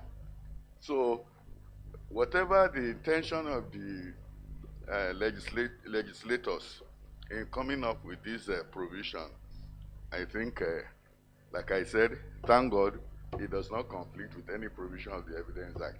So we will accommodate it as it is. So now my second intervention, virtual hearings. Like the Supreme Court has given us a hint, you know, and the hint they have given us, I think we can now begin to read their minds. Like it is said, they have taken a position behind the scene, and they have only let the cat out of the bag to say that virtual hearing, if it comes to us though, we will treat it as constitutional. In any event, what is the constitutional definition of public hearing? Is it defined in the Constitution? Does it limit it to hearing in the court? So these are some of the issues that may arise if eventually the matter is brought up before the court. But like I said, we already know the mindset of the Supreme Court. So it is better we attune our mind into it and appreciate the fact that, honestly, what we experienced under the COVID-19 lockdown was a serious situation that needed a very drastic solution. We may say that some of these solutions were brought in panic. All the same, I think they were necessary to meet up with the exigencies. Perhaps it is because, thank God, we don't have the effect of COVID-19 the way they have it in America, in England, in China, and in other places. It is constitutional or not constitutional. You know, so, but like I said, Supreme Court has given us a tip, and we should just attune our minds to it. My last point, like I said, is a question. And it derives from the provision of we are talking about updating legislation. These, we have our own administration of criminal justice law in Kogi State 2017. A particular provision there, which I am sure too will not be a serious departure from what we have in ACJA, because what these states, what they did actually was just to import what they made it their laws. All right, now, there's a particular provision by which the police are allowed, by ex parte application, to detain somebody for 14 days under the law. I'm sure we have it under the Act too. Now, if the police or the police prosecutors bring somebody to court with an ex parte application to be detained for 14 days. And a lawyer is in court. And a lawyer now stands up to say that he's representing and making, in fact, the court will not even allow, they don't come to the high court, it's at the magistrate court. The magistrate will not even allow the lawyer any hearing on the ground that the application before the court is ex parte. So now the question is, how constitutional is this provision? Because an accused person, a defendant, as we have it under the new law, a defendant is entitled to be defended. And a lawyer is here, at least to announce his appearance. They will not even allow him to allow his appearance because the application that is brought to detain him is ex parte. Please, I want us to look at this. Learning 6. Chairman, thank you. A round of applause for my lord. You know, in my place, they say that the elders cannot be around, and the child's head gets turned. So, this attests to the fact that my lord is here present, and of course, we've heard from him. Please, another round of applause for my lord. Okay, so I do not know if Adedeji has a answer to that question, or any of the three of you, before we throw it out to the larger crowd. Does any one of you have an answer to that, or thoughts to that? Maybe we should start from that. Thank you very much, Mr. Chairman. When my lord made reference to this particular provision of ACJA, what actually came to my mind immediately was also the issue of forfeiture.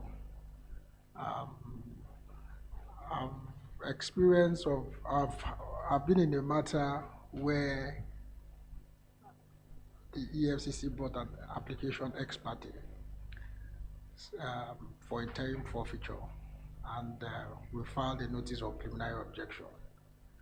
And we were before the court the day the prosecution or the EFCC wanted to move the application, and we brought to his attention that we had a notice of preliminary objection filed and duly served on the EFCC. And what my lord, who is now at the Court of Appeal, said was that he wasn't going to take our appearance, that as far as is concerned, the application is ex parte, and we don't have anything to say. And he went ahead to grant the interim forfeiture. Of course, we had to go ahead and file an application to set it aside. I think back to my lord's question, I think on the issue of whether it is unconstitutional or not, I think one, we should look at it from the perspective of the Constitution. What does the Constitution provide? What does the Constitution provide in respect of an accused person and who is under arrest, that he must be brought to court within a particular period? I'm of the view that, taking into consideration what the practice we've had so far, that particular provision is unconstitutional. Unconstitutional in the sense that it violates the provisions of the Constitution that requires that a person should be brought within court within 48 hours. And why I said so is this, is that in practice, most of us will probably agree with me, is that what usually happens is that they detain you saying that they're investigating. They're investigating and all that, just to keep you in detention. But I'm of the view that before you can detain an accused person or a defendant in this circumstance, of course, your level of investigation, you will have done your investigation to a particular extent or to a particular level that you don't require to keep him in detention.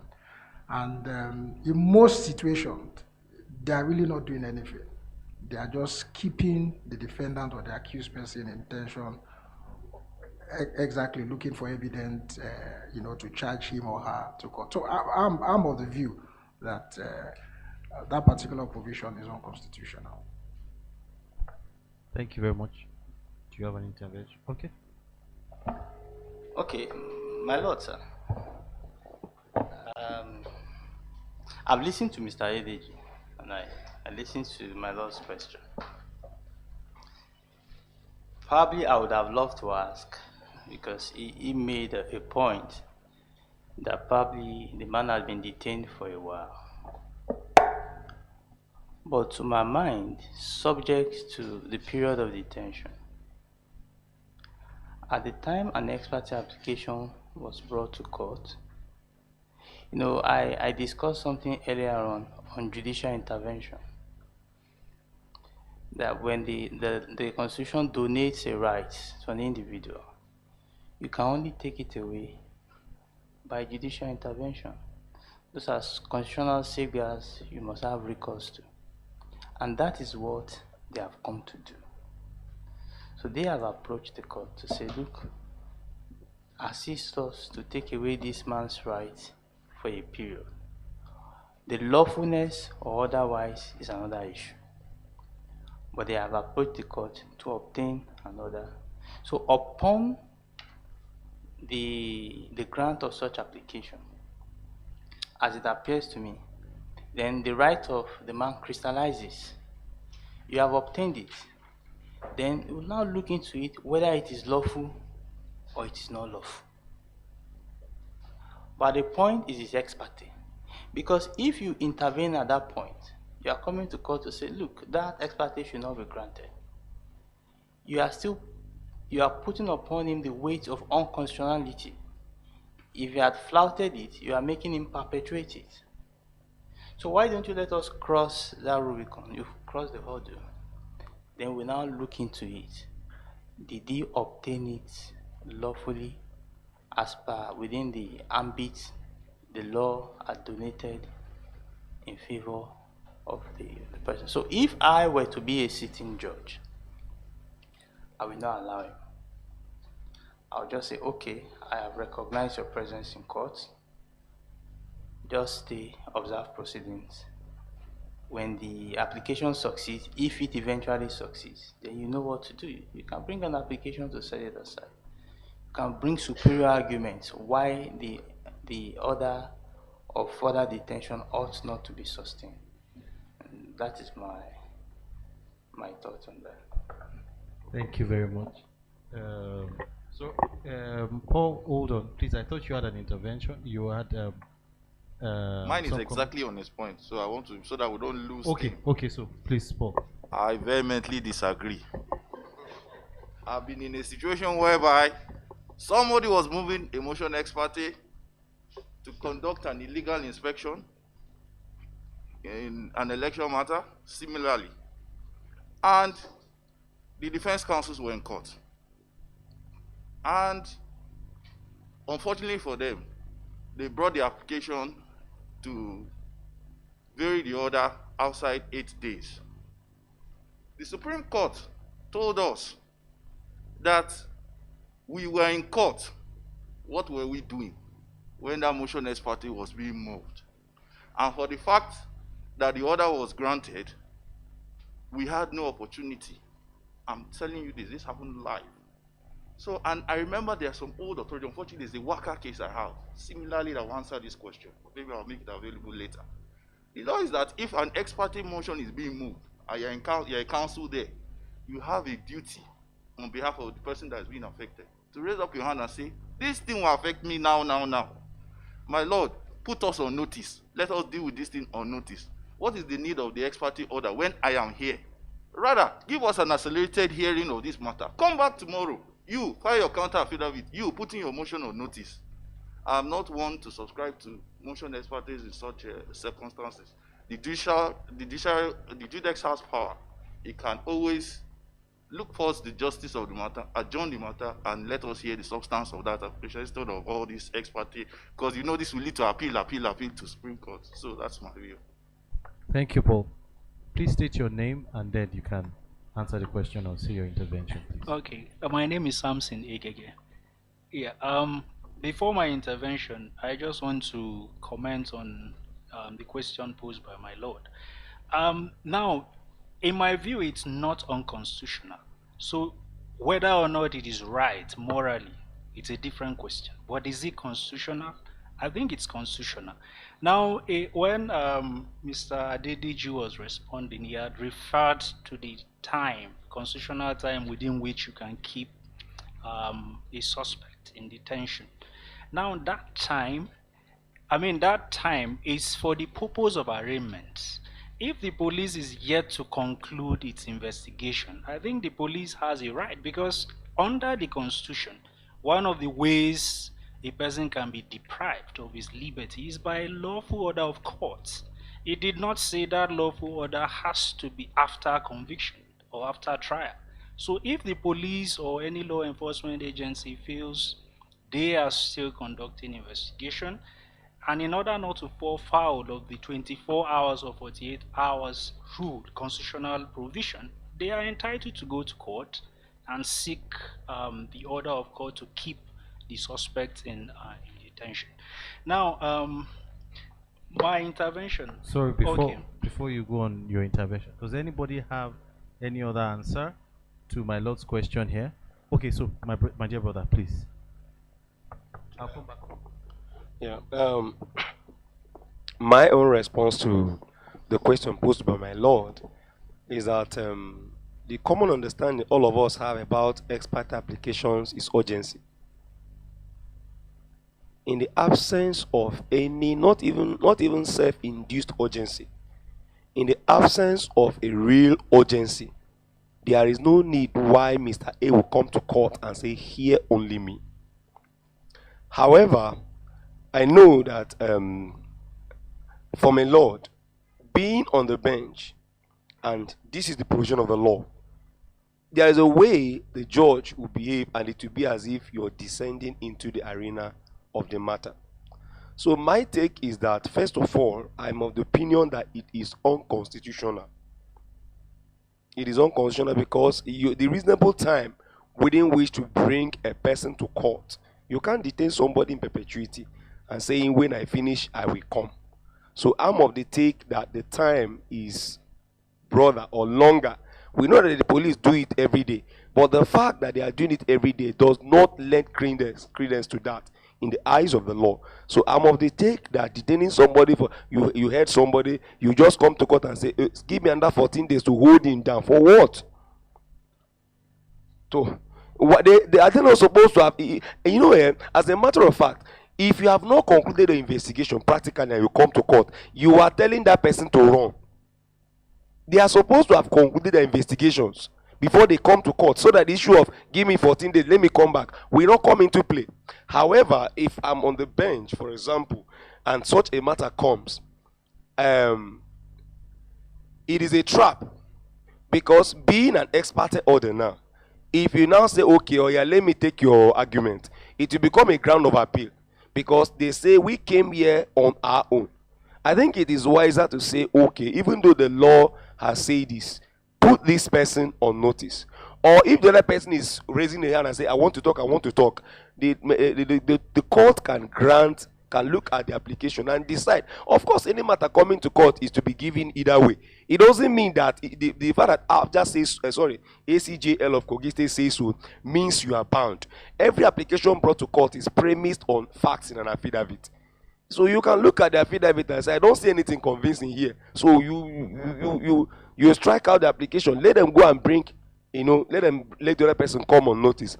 In order not to avoid it being a trap on appeal, if the court is of the opinion that giving that is a trap, they can actually give their own ruling and then hint the other person. Of course, it is your right. If if an order is given today, the person, if it's given by 11 a.m., let's say 9 a.m., the person can even go and file a motion for vacation. We know sometimes lawyers come to court with their application, even notice of appeal in their system. As we're giving judgment, they are appealing. So if it is something, they can actually come back for the vacation order. And then when they come back for the vacation order, it places a better opportunity for my Lord to say, "Even though I've granted this, but this application for vacation has drawn my attention to the Constitution, therefore it will not fly." Thank you. Thank you very much. Does any other person have any perspective before I call Adedeji again? Does any other person please, by show of hand. Okay, so Adedeji, over to you. Thank you very much. Thank you very much, Mr. Chairman. Sorry, please, I just want to point out, we all followed what happened with Hush Puppy. And at least from what we read or from what is all over, we know that, of course, it took a very long time for them to investigate, to carry out investigation before eventually he was arrested and he was arraigned in court. So when you look at it from that perspective, I think it is only in Nigeria we abuse some of those things. That you keep some, and in practice, and I'm saying this from practical experience, is that they keep you for the first 14 days. In fact, in most situations, they don't even come before they don't come exactly. Yes, they go to another court and they keep on taking those orders like that. There's a particular client, they renewed the 14 days order like 3 times, and at the end of the day, they had nothing, to take him to court. They didn't charge him to court. So when you look at it from that perspective, you realize that they abuse these things. And that explains why the argument for the unconstitutionality of that, of that particular provision, will be founded. And secondly, sir, is that, my lord, in practice, you also realize that most judges, with all due respect, they don't look at the affidavit. They don't. They just grant it as a matter of course. They don't. And and that also applies to the issue of forfeiture. Is that it's okay, it's coming from EFCC. Grant it immediately. That's it. So I think going forward to the judiciary too may want to look at that and look at the attaching the affidavit attached to the motion. Does it disclose any reason why you should keep this man for 14 days? If it doesn't, did they strike out the application? That's my view. Thank you very much. Okay. My lord, I want to ask if you have further comments on this. Okay, so my own view is this, as to whether it's constitutional or not. I tend to agree with my brother that first, anyways, the first part is, as far as I'm concerned, it is constitutional. That's the first part. Now, whether I will move forward to grant the number of days you're asking for is a different thing entirely. I will first grant. In fact, I'll be so happy for the other counsel to be in court. So I will grant it, and I will give them time. In fact, sometimes, and I've seen it happen before in court, a judge made an order by 9 a.m. and he said by 2 p.m. I do not get all your papers in, I will discharge this thing. So all of you come back tomorrow or come back by 2 p.m. I want to hear you. So that it will not be a case of I did not hear the other side. Then sometimes counsel on the other side, they might not even have anything to say. So it gives me the further powers to extend whatever. In fact, I'll now grant the original thing that the person is looking for. Once I give you, or let's even say I want to be fair to you, I grant it in the morning today. I say come back 2 p.m. tomorrow. Both of you, file in all your papers, and I will give bench ruling in respect of it, and I'll move on. But as to whether it's not constitutional, as far as I'm concerned, or my own opinion is that it is constitutional. AG, I don't know if you have any intervention on all that's been said. My dear brother, please, over to you for your intervention. All right, thank you very much. I just wanted to comment on the aspect of the lead presentation that deals with, that posed the question on whether public documents must be tendered by the maker. Now, the first point I want to make is that we all know, what I heard here seems to be a bit different. Admissibility of public documents has never been, I'm not sure it has always been the case that it should be tendered by the maker. Public documents are admissible, or rather can be tendered even from the bar by lawyers. That is the law.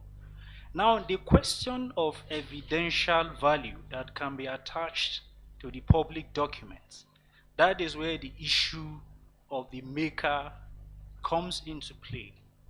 Now, is there a conflict between the decision of the Supreme Court in Uzodimma and the line of decisions such as Andrew and INEC and Ikpeazu and Oti? I think not, and these are my reasons. like I said, on admissibility, the Supreme Court rightly admitted, I mean, the documents were rightly admitted, though tendered by a police officer. This is because they are public documents. Now, on the evidential value, one of the distinctive features between that case and the decisions, the previous decisions of the Supreme Court, is that in those cases of OT and Ikpeazu, the contention, the issues, the issues in contentions related to the election results at the polling units. So the challenge was about the conduct of elections at polling units. In the case of Uzodinma, there was no issue as to the conduct. It's clear on the judgment that both INEC and the other respondents did not, in their pleading, they did not contend that elections did not hold in the 388 polling units that the petitioner or the appellant in this case was contending his votes or his scores were excluded. Now, if there is no challenge, what it means is that the burden of proof on the petitioners, the appellant, with respect to the results in those polling units, the EC8A, the burden is light.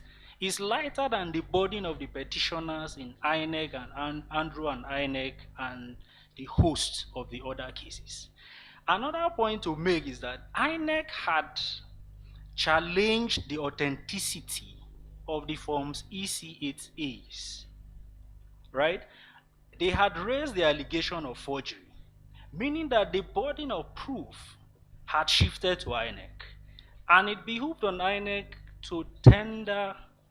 In fact, they did not just challenge it, but pleaded that at trial they shall tender the genuine results, meaning there are genuine results in existence for those 388 polling units.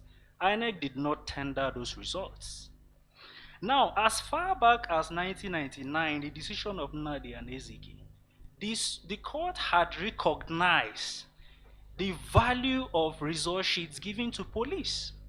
And the court in that case found that results handed to police during election, it's an inbuilt mechanism for checking exclusions or alterations of results, and that the court can rightly rely on those results to test the veracity of whatever result is put forward by the contending parties. And so in the Uzodinma case, the police officer was not a witness of the appellant. He was a witness of the court because he was summoned, he was summoned to court by a subpoena. So I think the issue of evidential value has no, cut and dried principle. It all depends on the circumstance of the case. And in this case, the circumstances of this case warranted that the Supreme Court considers those results, particularly because the local government collation agents who witnessed the exclusion, because the question was about exclusion at collation level. It wasn't about the election at the polling unit. And the local government collation agents of the appellant who witnessed the exclusion testified in court. So the court was right to round up in placing evidential value on those result sheets. That is my view. Thank you very much. Thank you very much, my dear brother. Please, a round of applause for him, by the way. Please, I do not know if, before we go online now, does any other person have any intervention here? Well, ladies, or else I'll start picking you. I need a lead. Okay, please, my dear, can you just speak? Thank you, my lord. Thank you, Leonard Silk, for the opportunity. I was quite hesitant to say anything about this, but my comment, I don't know if it's a question or comment, but it's in reference to my learned friend Deola Adedipe. When he was making his presentation, particularly with regards to virtual proceedings, he had referred to some sections of the ACTA. There was one in particular where he said the defendant is required to be in court or required to be present during his trial. And he used that to say that the virtual proceedings cannot sort of allow that because the defendant, would be somewhere else and attending proceedings. And then he went further to refer to section 352 of ACJA that says the defendant could be tried in absentia. And so my own comment is, if there's a procedure where a defendant could be tried in absentia, why can't we take the one that is even virtually present in attending the proceedings to have been there physically? And so I was going through ACJA, and I said there's a place, I think section 93, that talks so much about venue, of trial and all. And if you take that and if you read a community reading of section 93, 94, 95, would appear that there is room for that kind of proceedings where you virtually, a defendant should be allowed, because there's no particular court where a criminal proceeding is said to be held.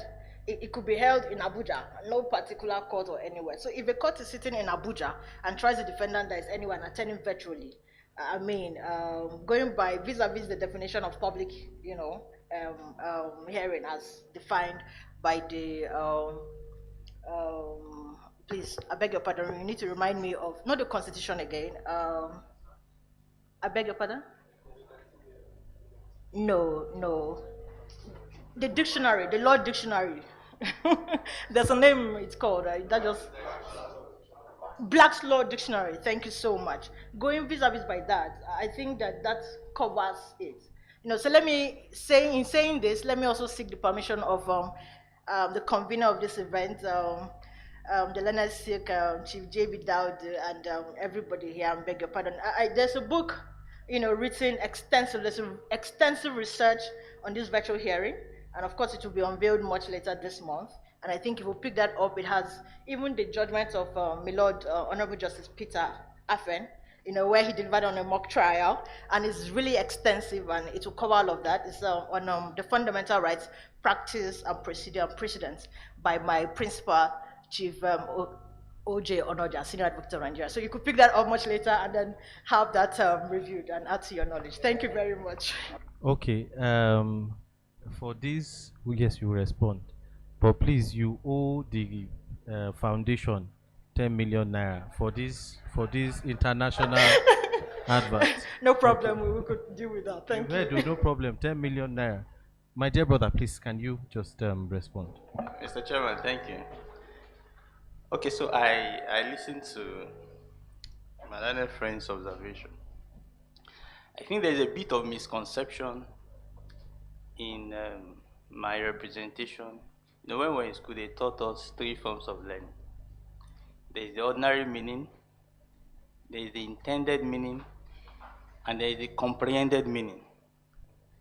So it's not an impossibility that she comprehended what I said differently. But I'll do a repeat. I said that Section 266 of ACJA says a defendant must be in court at all times during his trial. But it creates exceptions, okay? Now, the practice direction, Federal High Court specific, says there can be virtual proceedings. To my mind, there appears to be a conflict. Presence in court, the court is a physical place. If the defendant is now in prison and virtual proceedings are being conducted, then we must have impeached Section 266 of ACJA. The court has the latitude to vary it. If you approach the court for reasons best known to you, you can tell the court, look, I want your leave for this defendant to be in prison while proceedings are conducted virtually. The court has the ability to do that. But my worry is it ought not to be by an administrative fiat. If you are going to change something that is contained in a legislative enactment, it's either that enactment is amended or there is a decision of court which will now superimpose it, not that it will be done administratively. I hope, yes. So that's, I think I've cleared that out. Okay. Thank you. Does any other person have any contribution here? Okay, so I get what my brother has said, and of course the questions that have been raised, and the sum of it all is that processes possibly should be followed and not through administrative fiat. So I assume that if the practice direction had mentioned that they should make an application to court for it to be heard virtually, then you'll be fine by it. Okay, so that's really another way, you know, in case they are making new practice directions, maybe just a way to clear it. We have 2 questions, and I apologize. We're meant to have finished by 3:30, but this is 3:31. I beg your pardon. My Lord, with your kind permission, may you kindly grant us leave to add some minutes. Thank you so much, my Lord. So the first question I have, or let me just read all. One is a comment, one is a question from the chat room. I have this. Now, if the defendant is served with the charge by law enforcement and does not appear, and a bench warrant is issued, who is to enforce or execute the bench warrant? Any of the panelists could answer that. Good afternoon. Please, can we... Sorry, please, this is not... this is for the convener. The second question is, in this age of computer manipulations, especially video shopping, how do you think impersonation via online depositions, in bracket affidavits, can be managed? And this is from Solomon Onun Oja Kobe from Ministry of Justice, Kogi State. So I think that question is to you. And then please, who's going to take the first question? Okay. Both of you, don't worry. Well, on who is going to enforce it, well, I think the answer is straightforward. It is the police that is going to enforce it. If an order of bench warrant is issued against an accused person who did not come to court, certainly not the court. So that's my answer. Do you have a contrary view? Okay, so my dear brother, please, to the second question. Yeah, the second question is talking about the issue of computer manipulation with respect to, you know, deposing to affidavits or oaths online. Now, it's a matter of drafting the rules. Of course, for every affidavit, if you go to court or any deposition, your picture is going to be on the face of the affidavit. Now, if somebody sent, so if somebody sent a picture ahead, let's say I have a client now who is in Lagos, and he deposits on an affidavit, and then, or witness deposition, and I fix the person's passport on the first page of the document. While I go to Federal High Court, I say, sir, or ma, whoever the person is, I say, please, my client is in Lagos. Please, he wants to say to you. So I put up a WhatsApp call, a video call, or any other medium. With that same senses, the person will be able to look at the passport and look at that person standing physically to be able to say, this is this. That person also should be able to look. When we watch television, we don't lose sight of who is who because we are looking at the screen. Right? Like the way I'm talking now, if you take a picture of my face and then put it in a passport, and right now I'm not talking from here, you're looking at this video and you have a document before you, and I'm talking from London with the same cognitive ability with which you'll be able to say that the deponent here is the one here.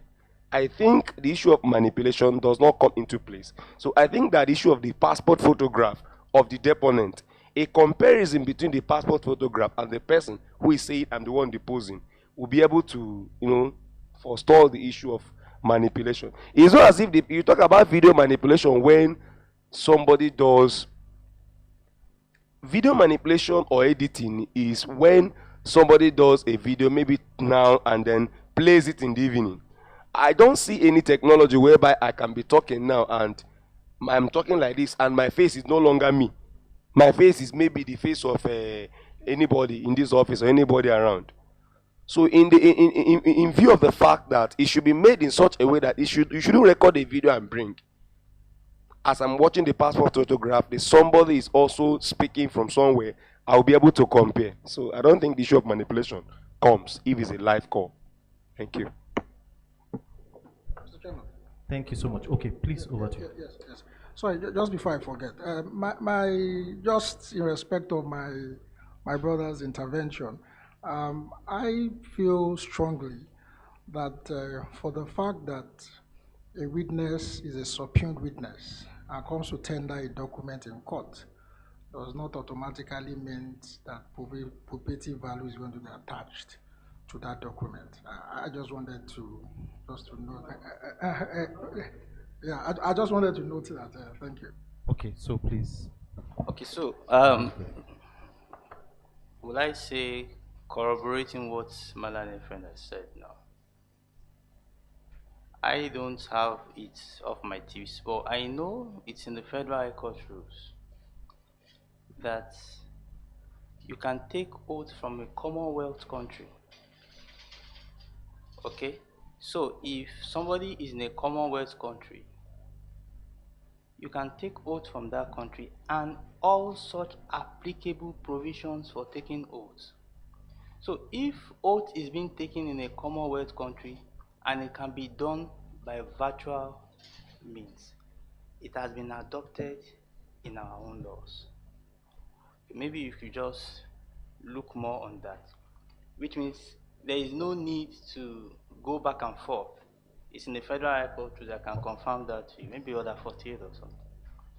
So if they can do it over there, it's acceptable to them. And there's a corresponding, reciprocal treaty, Commonwealth country, it's okay. It can be done here. It's acceptable to us. Or if it's just to depose to it over there, we've done cases. We are even doing one in my office currently.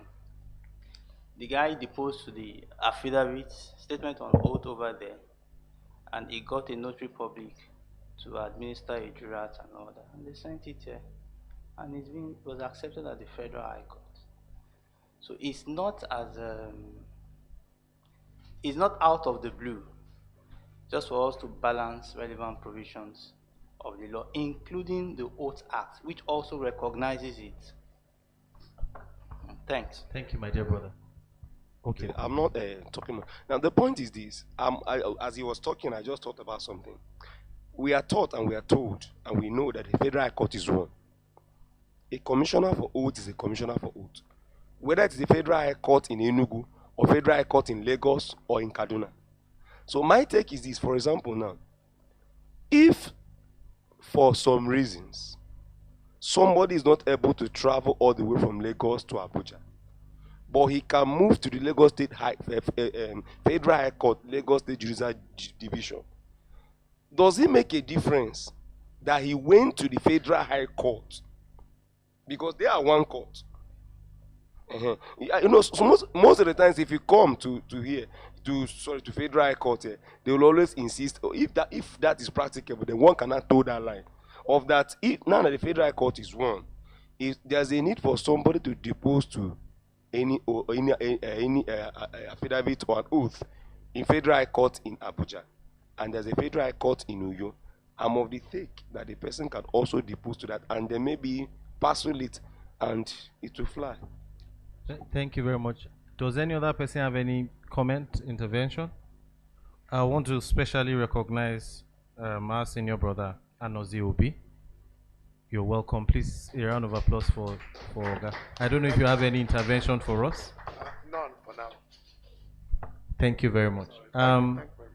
Ladies and gentlemen, my lord, I don't know if we are permitted to round off now. With your kind permission, my lord.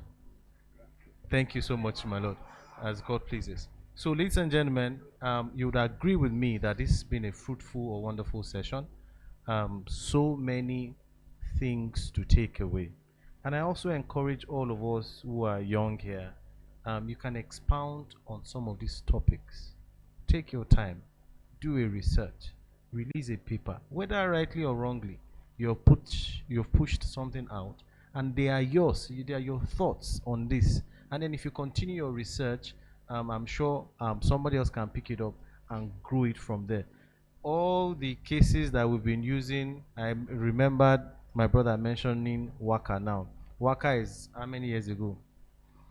And we're still remembering those cases. How much more papers, inputs that we can write beyond this fora.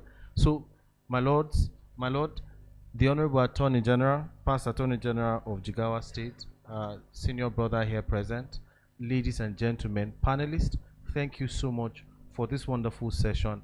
I thank you, and that is all for us from here. Most obliged. Thank you.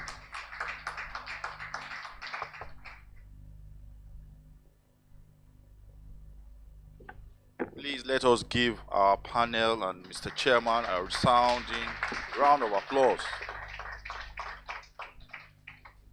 Honestly, there should be an entire conference on this evidence issue, not just even half a session on this point, because I know there are several interventions that people would have liked to have made. But I want to say that Mr. Chairman, Leonard Senior Advocate, we're very happy that you took out time from your busy schedule to not even join us online, but you decided to be with us here in person. We really appreciate you. God will continue to strengthen you. We are proud of you, and God will bless you as you go back to continue your contribution to the legal profession.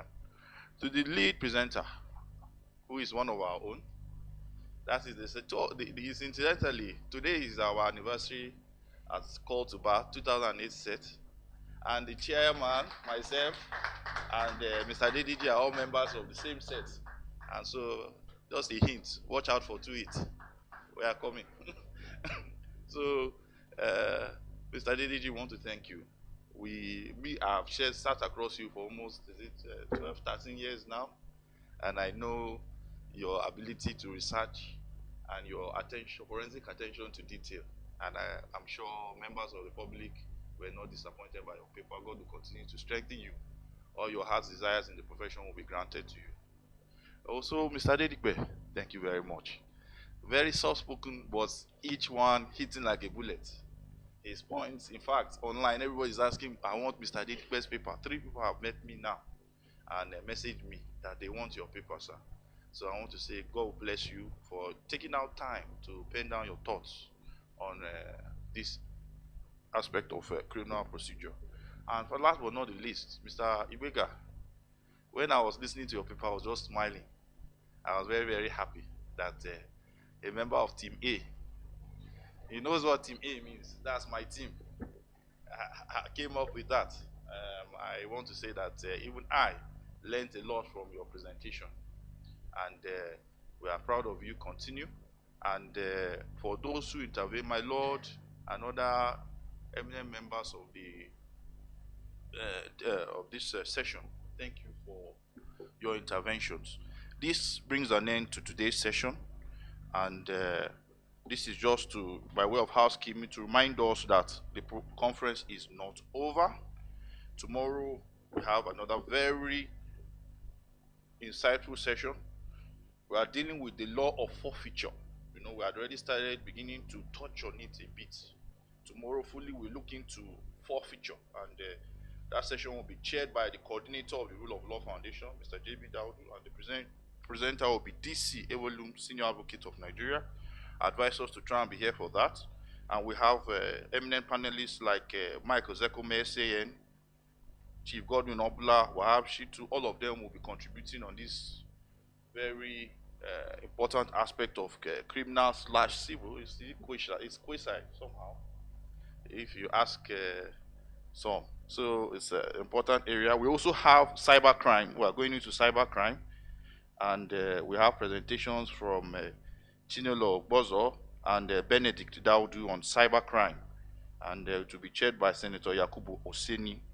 And then we also have a presentation from ICPC on asset tracing, recovery, and management. So you can see we're going into financial, online, these areas that you need to have a bit of patience and special nous and know-how to understand these areas. So I advise all of us to try and be here. We start by 9 o'clock today. Today we started 9:05, more or less on time. So let us try and be on time so that we can have the benefit of listening to this eminent speaker. So thank you, everybody, and that's the end of today's session. God bless you all.